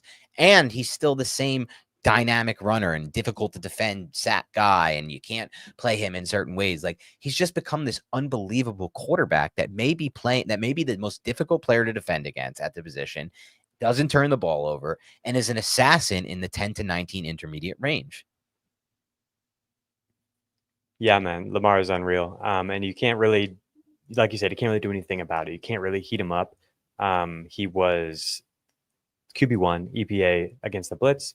He was QB1, tied for QB1 with Tua in EPA per play against pressure on double the amount of dropbacks. So he was clearly the QB1 there. And like in the past, that's kind of been, and it still can be, we see some of the mistakes in the playoffs. But in the past, that's kind of been the way to get to Lamar, QB7 in EPA against pressure in 2023. And QB24 in EPA per pressure dropback in 2022. So like, he just continues to improve, and at this point the only person I think you can take over him in a game against the Aliens is Mahomes, just because of what he's shown in these huge moments. And I guess I'm not so comfortable in Lamar, but like, I don't know, man, if it's like you've got to beat, I don't know what the Aliens are bringing athletically, and like if you've got to beat them, like I don't know if there's anyone who's more capable of playing at a ridiculously high level than Lamar Jackson. He could do everything so well, and he's gotten to the point where he can read defenses really, really well too. Right. And if he's, assuming he's in this game where he's playing the Aliens, he's got Derrick Henry on his team or Saquon Barkley, like that's such a threat. And that's basically where we're at with real life football, is like actual just NFL defenses, just one of 32 defenses, not Aliens, has to play against this freaking team with Lamar Jackson and Derrick Henry. And it's just not fair. Completely agree with you. I think that in that scenario, we might want Lamar. Just again, it's been a matter of like who's gotten it done. But ultimately, these are our tiers. Jacob and Dan's. We're looking at Jacob's now. Pretty consistent, I think. We have some differences. I'm kind of disappointed that there was so much congruency here. Who do you think you would change the most based off of our discussions today? Mine would be Aaron Rodgers for sure. I was too low. Mine would be 2. I would drop 2 down a tier at least. Okay. Anybody you are moving up? I kind of do, like, the more you talked about Kyler, it was just like PTSD. Like I had blocked out some of this stuff or something. And then I looked at the stats today and I was like, actually, he's basically where consensus has him. That's fine. I'm being too negative. But then I started thinking about it more. And it's like, honestly, I wouldn't take him. I had him in the same range as Purdy and Dak. I would not take nowhere near Dak if I'm starting a team. And I'm so excited about some of these guys like Bryce and his Right. ability to like process and stuff that I might take him ahead of Kyler. It wouldn't surprise me if Caleb Williams or Bo Nix even, and definitely Right. Drake May, like have the type of year this year where they're ahead of Kyler after this year. Yeah, I'm with you on that. I mean, the only players I would consider, you asked me who I might move higher. I talked about moving Tua down, which I would like to do even now. The players I consider moving higher would be Baker. Great discussion on him, but I'm not quite there yet. I think I'm kind of just okay with having the guys I have over him, and it's hard for me to move him up. But the other guy that I would consider moving up would be Jordan Love. I thought you did a great job breaking down the pluses on Love. Just a lot of stuff went wrong last year for the Packers, injuries wise and pass game wise, and it'll probably bounce back. I love what you said about Golden and how that fits just what LaFleur does so well with those quick intermediate in breaking options that he'll be able to kind of replicate there. So that would be the one I would want to kind of maybe consider moving. And then finally, Stroud. You kind of talked me into maybe being a little higher on Stroud, but I kind of like where I have Stroud. We didn't even talk about Anthony Richardson. It's No, so no. sad. It's so sad. All right. So you're just standing firm on Sam Darnold. Yeah, I'm standing firm on Sam Darnold. You did a good job, but I just don't see it with Seattle. Yeah. All right. I hope he proves you wrong. That would be very fun. Yeah, for sure. This was fun. Longest stream I've ever done in my life. Please do us a favor here. If you're listening to this whole thing, that first of all, thank you. And that's insane by you and incredible on so many ways. But please, for those listening now, hit the like button, leave a comment, help us juice this algorithm up. Look, we understand this is a dry time for football talk and fantasy. We see it, and I understand it too. I'm not that into fantasy yet either. Just kidding. I'm always into it, but you may not be. And that's okay. But please help us drive the show because there's good stuff coming ahead. Jacob and I are going to really hit this ground running with Beyond the Box Score. And we're going to give unbelievably actionable advice, we hope, from a fantasy standpoint in the next week, the week after. Adam Azer next week, baby. And have Adam Azer on. And I'm going to give him show. give him such a hard time because Adam, look, the match part 2 is coming up, Jacob. I don't know if you know. Oh my gosh. You guys are crazy. You're doing that again? We're definitely doing it again because we raised a lot of money for yeah. St. Jude. Another thing I haven't talked about enough. Please help support our draftathon efforts with St. Jude. If you can afford to donate, please donate. But we're gonna have match 2 part 2 coming up. He's played like thousands of sets since that match. I've played 6 or 7, and I'm going to try to play a little bit this month though, because I don't want to. Here's my thing, Jacob. I'm not worried I'll always beat him in tennis. In my opinion, no matter what happens, I'll always beat him. He'll never beat me. But I don't want it to be like I have to struggle and it's like 6-4 or something, or like 7-5 and like it's close and he might win if things break wrong. I want to make it worse than it was last year, which is hard to do because it was 6-2, 6-0. So I'm going to play a little bit heading up into the match. But I say you just go in. If you die, you die. No. That's not how I am as a human being. I'm too competitive. You said it. You said it 10 minutes ago. No, that was about if I die on stream, I die on stream from going 3 hours long. But that's neither here nor there. Good content coming up. We'll have guests. We'll have great nuggets. We'll have fantasy stuff. Please keep it locked and loaded. Download and like the show. Do everything you can to help us grow it. And we'll help you by coming back for more. Thank you. Have a great rest of your week. And we'll talk to you soon.